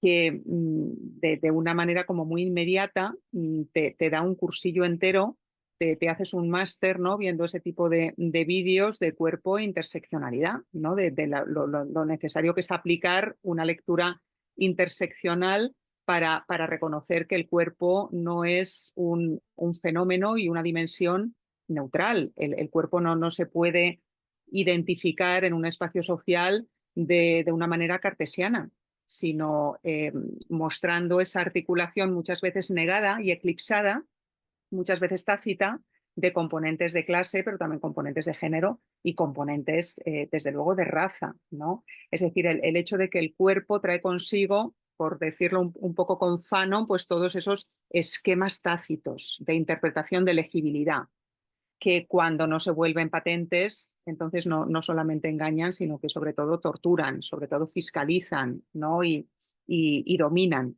¿no? Desde instancias que, sin embargo, se presentan como reveladoras, como transparentes y sobre todo como objetivas, ¿no? Me ha parecido muy, muy potente, digamos, esa mirada más allá de la reconstrucción del origen de la teoría queer que has planteado, que también merecería la pena en sí mismo pues dedicarle bastante tiempo. Tengo más problemas con la posición de Preciado, sobre todo con la presentación en la última Preciado, aunque esto yo creo que siempre ha estado en Paul Preciado, pero esa presentación del cuerpo como somateca. Me da miedo algo que Nancy Fraser, por ejemplo, de manera recurrente ha planteado de la siguiente manera. Así como desde todo proyecto emancipador, desde la modernidad, todo proyecto emancipador tiene como un doble neoliberal del que se tiene que proteger, con el que tiene que tener, digamos, una relación de mucha sospecha, percibo en este cuerpo somateca pues una posible fuente, una potencial fuente de autoexplotación del sujeto.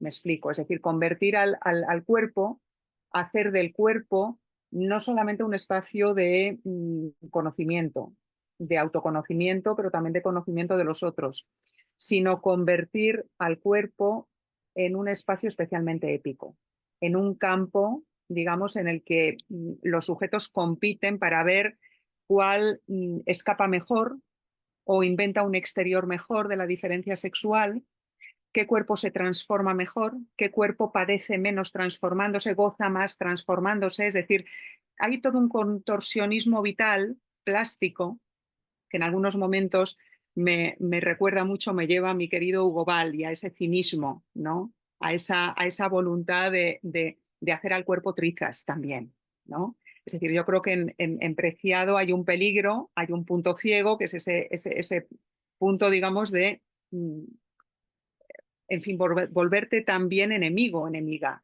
de tu propio cuerpo, porque tu cuerpo tiene que rendir, se tiene que transformar, se tiene que metamorfosear.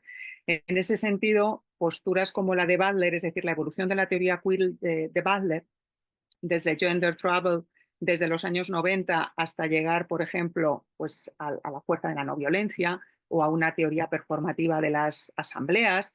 Creo que esa evolución en la que, digamos, la Butler de 2015 o de 2020 dice, bueno, en realidad la deconstrucción performativa del género o la reducción performativa del género no es una sustancia, no es un conjunto de rasgos más o menos borrosos, sino que el género, todo género, digamos, toda identidad sexogenérica, en realidad tiene un pasado performativo, porque ser hombre, digamos, con milfó, o ser un varón auténtico, ser una mujer auténtica, signifique eso lo que signifique, eso varía con el tiempo, varía culturalmente, pero sobre todo cuesta mucho esfuerzo y nunca lo consigues. Es decir, el género, la encarnación perfecta de una identidad sexual es algo que Butler presenta como un imposible, como algo que nunca se da. Pero, sin embargo, se ha condenado socialmente a los cuerpos disfóricos, llamados disfóricos, a los cuerpos no binarios, digamos, a una exclusión, a una situación marginal frente a otros cuerpos que, sin embargo, están teleológicamente muy encauzados hacia ese lograr, hacia esa, digamos, hacia ese encaje más o menos perfecto, aceptable y sobre todo aceptable para la mirada ajena y por tanto para la mirada propia en lo que sería el género propio, el género, digamos, que tu anatomía o tu biología te indica. Creo que la teoría queer en Butler parte, digamos, de recordarnos que la sociedad no es solo eso, no es una sociedad que está poblada fundamentalmente por seres que se sienten más o menos cómodos o que sufriendo han aceptado esa búsqueda del género auténtico, que quieren encarnar, que quieren iterar, que quieren performar y materializar, sino que también hay cuerpos que no saben hacia dónde van, que no saben, digamos, en qué dirección se están dirigiendo. Lo que sí saben es que, desde luego, se separan de la ascripción sexogenérica que se les ha dado, por ejemplo, con ayuda de todas esas disciplinas biosanitarias que desde el siglo XIX gozan de una autoridad pública enorme, ¿no? Comparado con la voz del sujeto o comparado con digamos, el discurso que surge del propio sujeto o de otros espacios sociales, de otros operadores sociales, ¿no? Y sobre la base de ese reconocimiento de que la sociedad no está poblada únicamente por seres que se sienten cómodos con una matriz heteronormativa, sino por seres que se separan o se distancian, no saben muy bien a dónde van a llegar, pero, digamos, viven su adscripción sexogenérica en versión trans, digamos, ¿no? Liberándose de esta adscripción. A partir de ahí, Butler desarrolla toda una teoría política en la que nos habla no tanto de adscripciones sexogenéricas, sino que nos habla de cuerpos. Hay una política de los cuerpos, algo que podemos también enlazar perfectamente con el discurso de Laura Quintana por razones obvias, ¿no? Lo más importante para la política es reproducir eso que hace posible que un cuerpo sea, ¿no? Reproducir el cuerpo, reproducir las condiciones de posibilidad materiales, pero también simbólicas del cuerpo. Y en ese sentido me siento como más cómoda con esa mirada de Butler que deja a un lado toda posible epicidad, digamos, del cuerpo trans o del cuerpo no binario para concentrarse en la cotidianidad y normalidad de esos cuerpos.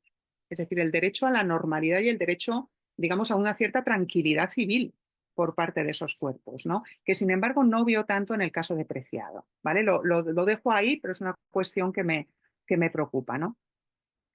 En último término, en relación con la posición de Gina, con su presentación de la maternidad como un espacio de desvalorización social, totalmente de acuerdo, es decir, la maternidad recuerda a lo reproductivo, no hay sociedad que conozcamos que haya sabido exactamente qué hacer, o mejor dicho, se ha sabido siempre qué hacer con lo reproductivo en el sentido de colocarlo en un nivel inferior a lo productivo, ¿no? Es decir, esa suerte de pasividad, de identificación de la maternidad con algo pasivo, con algo que, por decirlo con Beauvoir, pues te convierte en un sujeto inmanente y no trascendente, en un sujeto que, por supuesto, reproduce y mantiene el orden social, pero que al mismo tiempo no puede intervenir como sujeto de primera categoría, como ciudadana activo, sino más bien como ciudadana pasiva. Es decir, toda esa historia cultural puede ir de la mano con diferentes desarrollos, diferentes propuestas de cómo vivir la maternidad. Es decir, una maternidad que fundamentalmente se externaliza sus cuidados, no los externaliza.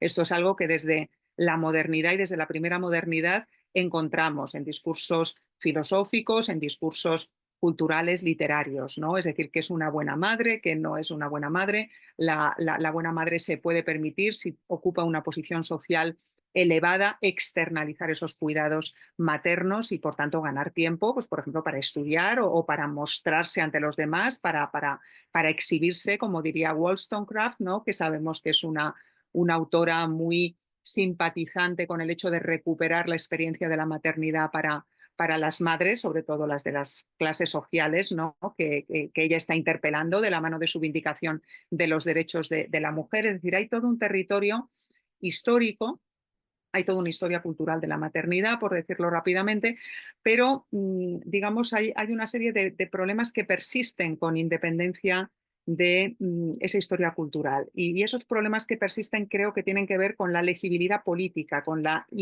inscripción política y civil de la maternidad. Algo que lo único que me atrevo a decir con respecto a la no ya posible resolución, sino posible planteamiento de la cuestión es que más allá de soluciones minimalistas en las cuales el Estado no puede intervenir en el espacio de la maternidad porque es un espacio privatizado, es un espacio que se relaciona básicamente con el espacio doméstico, frente a ese minimalismo, frente a un maximalismo que podemos reconocer pues, en autoras como Angela Davis o hasta la Federici, aunque Federici tiene más problemas con la mecanización, por ejemplo, del espacio de los cuidados, ¿no?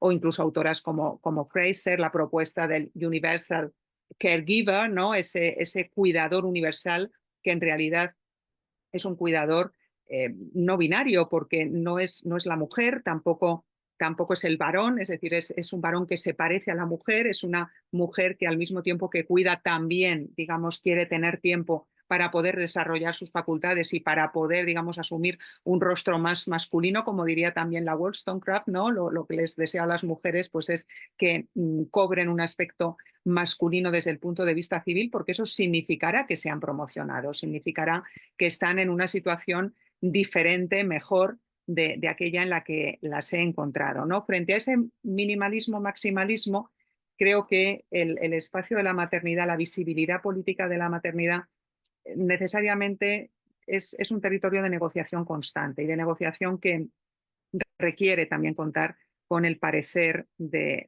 los individuos, de los sujetos. Lo que quiero decir es que es difícil, más allá del reconocimiento político como valor de todas las tareas reproductivas en cualquier sociedad que se precie, cualquier sociedad que quiera, digamos, seguir existiendo, que quiera persistir, que quiera mantenerse, conservarse, no más allá, digamos, de ese reconocimiento de todas las empresas, tareas, actividades de tipo reproductivo, hay un nivel de negociación que necesariamente tiene que ser capilar, tiene que operar con el tiempo de trabajo, reconocer, pero claro, reconocer desde las instituciones, desde un nivel políticamente importante, políticamente como muy centrado, como muy estable, tiene que, digamos, ese orden institucional, reconocer que los sujetos tienen derecho a integrar en sus vidas laborales, en sus vidas públicas, el poder cuidar cómo, cuándo, cuánto quieran o puedan, o piensen que están dispuestas a, desplegar, ¿no? Y vamos a invertir en eso que llamamos genéricamente cuidado, ¿no? Por supuesto que en esa negociación se nos puede colar de nuevo la división sexual del trabajo, con lo cual perdemos la partida, ¿no? Pero creo que con independencia del espacio institucional es necesario también reconocer de qué tipo de entornos familiares, de redes, ¿no? de espacios dotados con redes o sin ellas, ¿no? Es decir, es necesario contextualizar mucho, ¿no? El derecho, digamos, el derecho político a la maternidad o la maternidad como derecho político, por así decirlo, ¿no? Que es algo que interpela de manera muy central, como muy evidente, el derecho, digamos, a la propia corporalidad, ¿no? El derecho a un cuerpo vivo, no explotado, no únicamente fuente de rendimiento para otros, incluso para sí mismo, el espacio del cuerpo y el espacio, digamos, de la legibilidad institucional. Y con esto, lanzando esas ideas, pues me callaría y dispuesta a escuchar a los compañeros y compañeras que quieran intervenir ahora. Muchas gracias, Nuria, por tus comentarios. Pasamos a las respuestas en el mismo orden de las presentaciones. En primer lugar, Pilar, luego Carlos y finalmente Gina. Si alguno de los participantes tiene alguna pregunta dirigida a los ponentes, les voy a pedir que la escriban en el chat para poder pasárselas. Y a los ponentes les pido que respondan de manera muy breve para tener tiempo después a un par de preguntas adicionales, por favor, ya que nos hemos excedido un poco con las ponencias. Nos quedan exactamente 17 minutos. Adelante.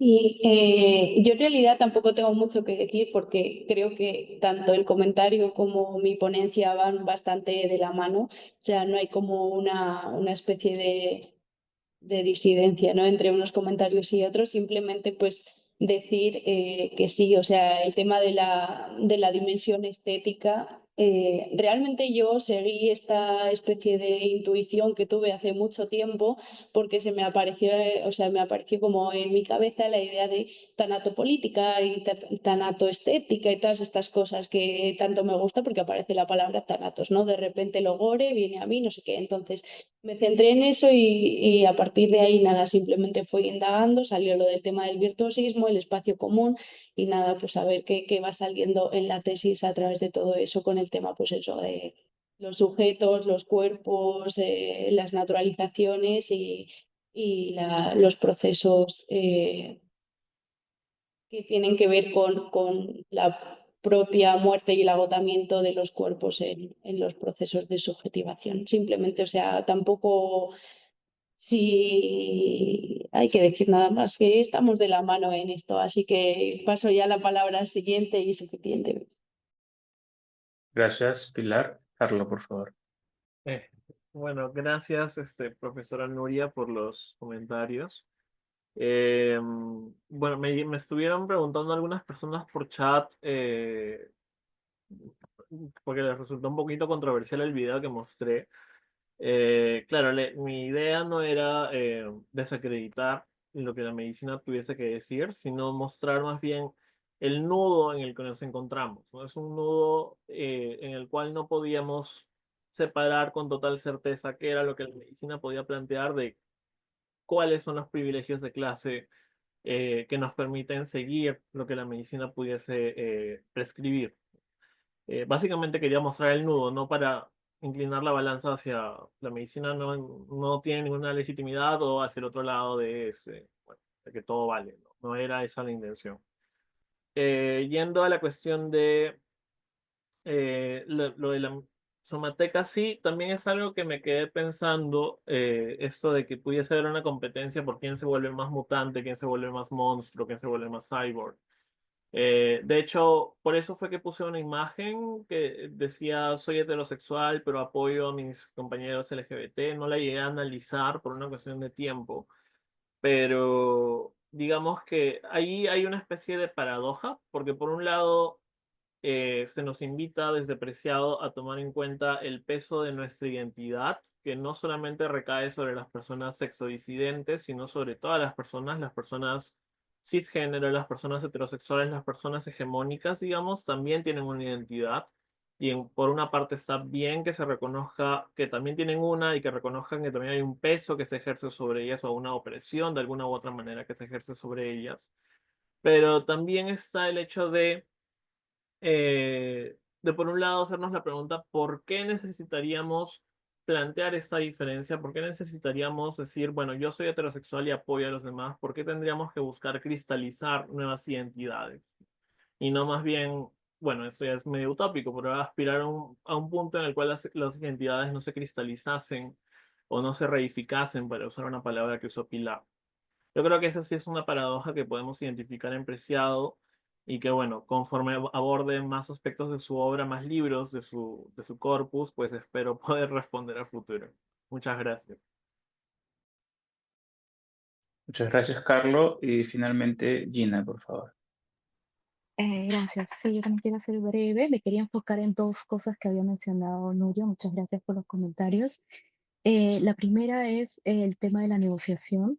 A mí me parece interesante precisamente cómo lo exponía en la segunda parte de mi exposición cuando hablaba del trabajo, cómo se puede de alguna manera utilizar ese potencial crítico de la maternidad para desde allí hacer una crítica más radical a la necesidad de desmercantilizar las relaciones laborales, ¿no? Porque claro, una cosa es hablar del sufrimiento social de los trabajadores explotados y otra cosa es más bien poner en mesa, digamos, el problema de la maternidad, que es un fundamento ontológico y material del sistema que tenemos, ¿no? Entonces, como esto me parecía como más primordial y más radical para ser pensado eh, para, por ejemplo, estas exigencias de transformación de las relaciones laborales, ¿no? Y por otro lado, sobre el tema del cuidado, me parecía también, no me dio tiempo para trabajarlo aquí, porque si no yo hubiera salido mucho más amplio.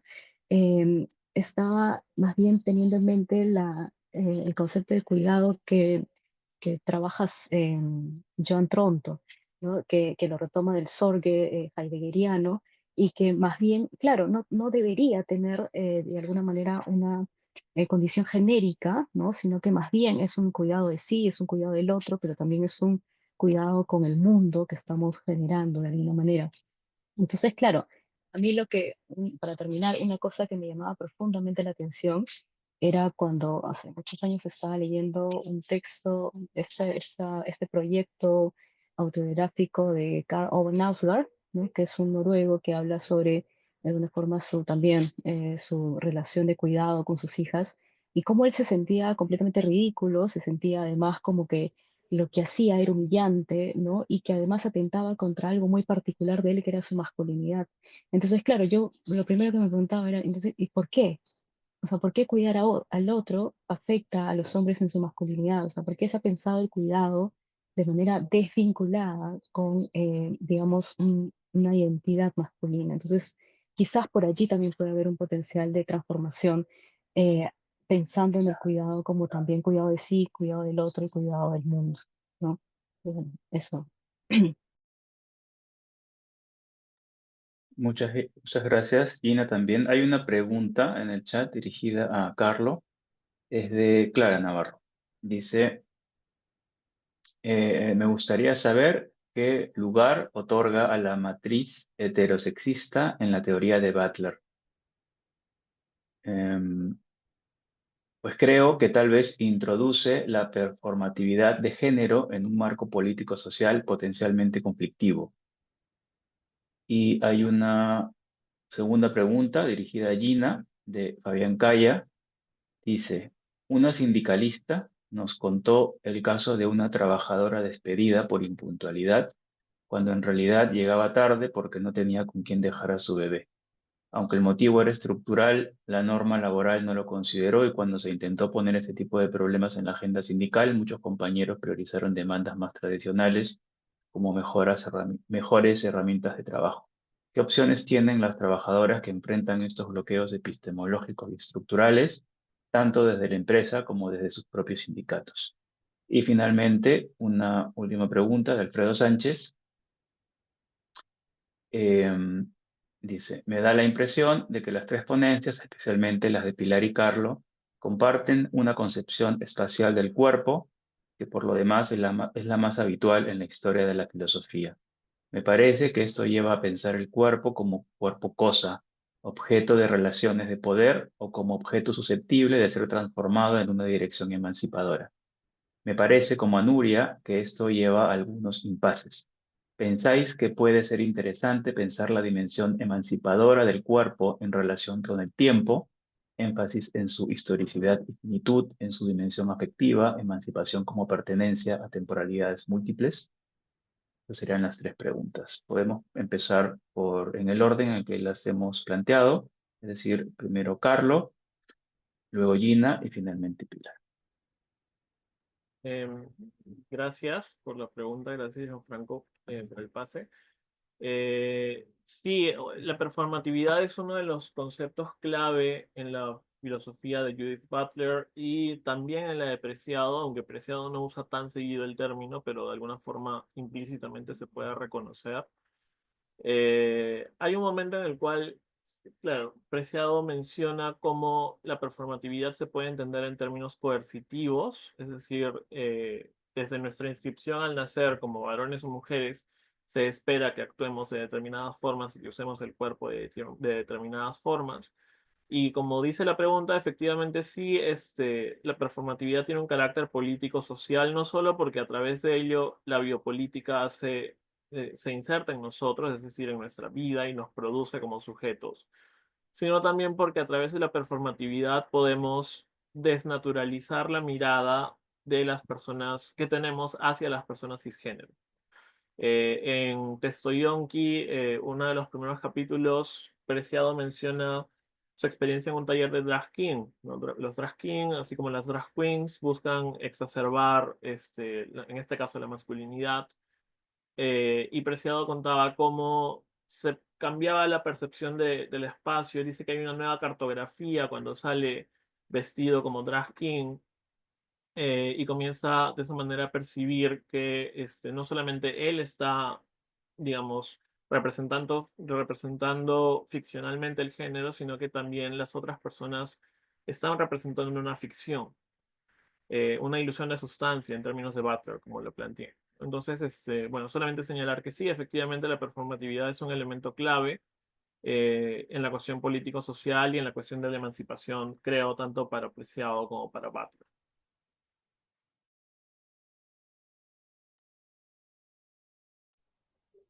Bueno, sí, respecto a la pregunta de Fabián, es un problema que de hecho es bastante cotidiano para las personas que maternamos. Y me dices qué opciones tienen las trabajadoras que enfrentan estos bloqueos epistemológicos y estructurales, tanto desde la empresa como desde sus propios sindicatos. O sea, ¿qué es lo que podrían hacer?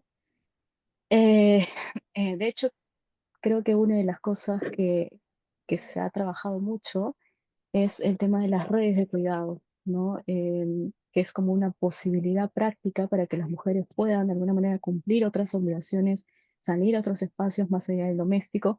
Pero claro, incluso estas opciones de redes de cuidado privadas son muy limitantes, ¿no? O son muy limitadas también. O sea, es decir, no todas las trabajadoras tienen esas opciones, ¿no? De hecho, por ejemplo, yo misma sí las tengo. Entonces, yo hoy tengo a mi hijo con faringitis, no ha ido al colegio, entonces tengo que delegar el cuidado, pero tengo redes o sea, de cuidado que me ayudan a precisamente salir de esas situaciones.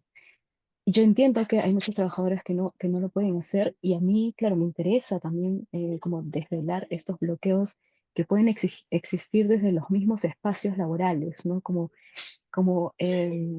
digamos, la imposibilidad de salir de estas acciones o de, por ejemplo, penalizar directamente a las madres que no pueden cumplir con esos estándares de horarios tan largos o de no pedir, por ejemplo, bajas para cuidar, ¿no? Entonces creo que es importante pensarlo y de hecho, no desde las trabajadoras, pero yo podría incluso plantear que sí existe una resistencia silenciosa de las mujeres que precisamente se enfrentan a esto negando la maternidad. Es decir, hay bajas tasas de natalidad que ya se presentan como tendencias, por ejemplo, en Chile, en Corea, o sea, de manera global, ¿no? Precisamente por estos problemas y por la falta de iniciativas políticas y por la falta de buena voluntad también de las personas que de alguna manera no pueden comprender estos problemas concretos, que además no son problemas superfluos, no son más bien el problema de la maternidad para su cuidado, es precisamente el pilar para sostener el mundo humano.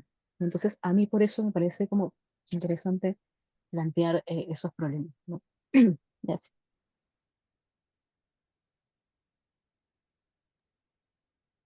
Bueno, en cuanto a la pregunta de Alfredo, muchas gracias, Alfredo. Yo, desde un inicio, cuando siempre he empezado a estudiar todo el tema de la tesis y, bueno, en general en la carrera, sí que es cierto que tengo una concepción bastante organicista de lo que sería la corporalidad. O sea, siempre anclada como en unos principios más bien biológicos, por así decirlo, ¿no? De hecho, a lo largo de la exposición se ha podido ver cómo el cuerpo lo tomo desde una especie de coordenadas de inscripción del poder, de violencia, donde acude la violencia del poder, ¿no? Pero también como este lugar performativo donde puede darse el tema de la emancipación. Creo que ahí aparece todo el tema de la finitud, o sea, de la temporalidad dentro de la corporalidad como finitud, en este sustrato que también es orgánico. Ahora, el tema de la historicidad también se puede tomar desde el cuerpo no simplemente orgánico, sino como el cuerpo colectivo, yo creo. Y también lo tengo dentro de mis horizontes, no solamente esta organicidad. Y luego, por otro lado, el tema de la disforia, no sé si he llegado a decirlo con el tema del cuerpo, pero no se toma desde un aspecto únicamente cuerpo-cosa individualizado, ¿no? Aparece como un problema, como un problema que tiene que ver con un aspecto común, comunitario. Entonces ahí creo que no únicamente tenemos sustrato orgánico, sino que tenemos también el tema de la temporalidad y la historicidad. Y evidentemente el tema de los afectos vinculado con el cuerpo. No nos quedamos únicamente con un cuerpo biológico, como he dicho al principio, sino que hay una amplitud, ¿no? Que aparece todo el tema de la psique unido con esta afección de la corporalidad en un aspecto mucho más amplio, ¿no? Y bueno, no sé, respecto a esta pregunta creo que también estaba mencionado Carlos, pero no sé cómo podrías contestar de manera más amplia, ¿no? A esto por mi parte. O sea, sí que es cierto que estoy muy anclada en el tema de la organicidad, pero no dejo de contemplar pues, estos aspectos más afectivos que creo que están dentro de esta propia organicidad y también con el tema de la historicidad en tanto colectivo, ¿no? Por colectivo. Gracias, Pilar. Carlos, ¿quisieras complementar la respuesta? Sí, bueno, por un lado, una de las primeras cosas que quisiese traer a colación es que Preciado no ve los límites del cuerpo como los límites, digamos, del objeto, los límites anatómicos, digamos. Leí en alguna de las citas esta cuestión de que el hecho de que el cuerpo sea una somateca lo pone en relación con lo exterior a él y el cuerpo, así como Preciado dice, ¿no? Así como Freud plantea que el inconsciente, o desde el psicoanálisis, Freud no, pero posterior a Freud, en el psicoanálisis podemos plantear que el inconsciente no se reduce a lo consciente, el cuerpo no se reduciría meramente a la cuestión anatómica. Ahora, eso por un lado, y por otro lado, objetos susceptibles de...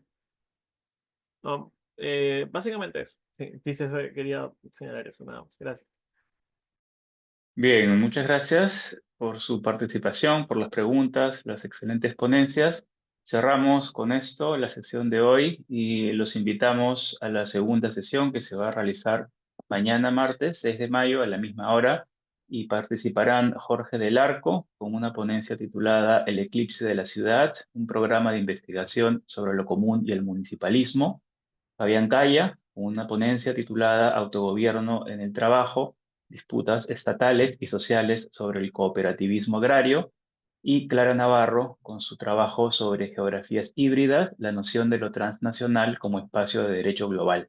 El comentario estará a cargo de Pablo López Álvarez. Muchas gracias de nuevo y nos vemos mañana.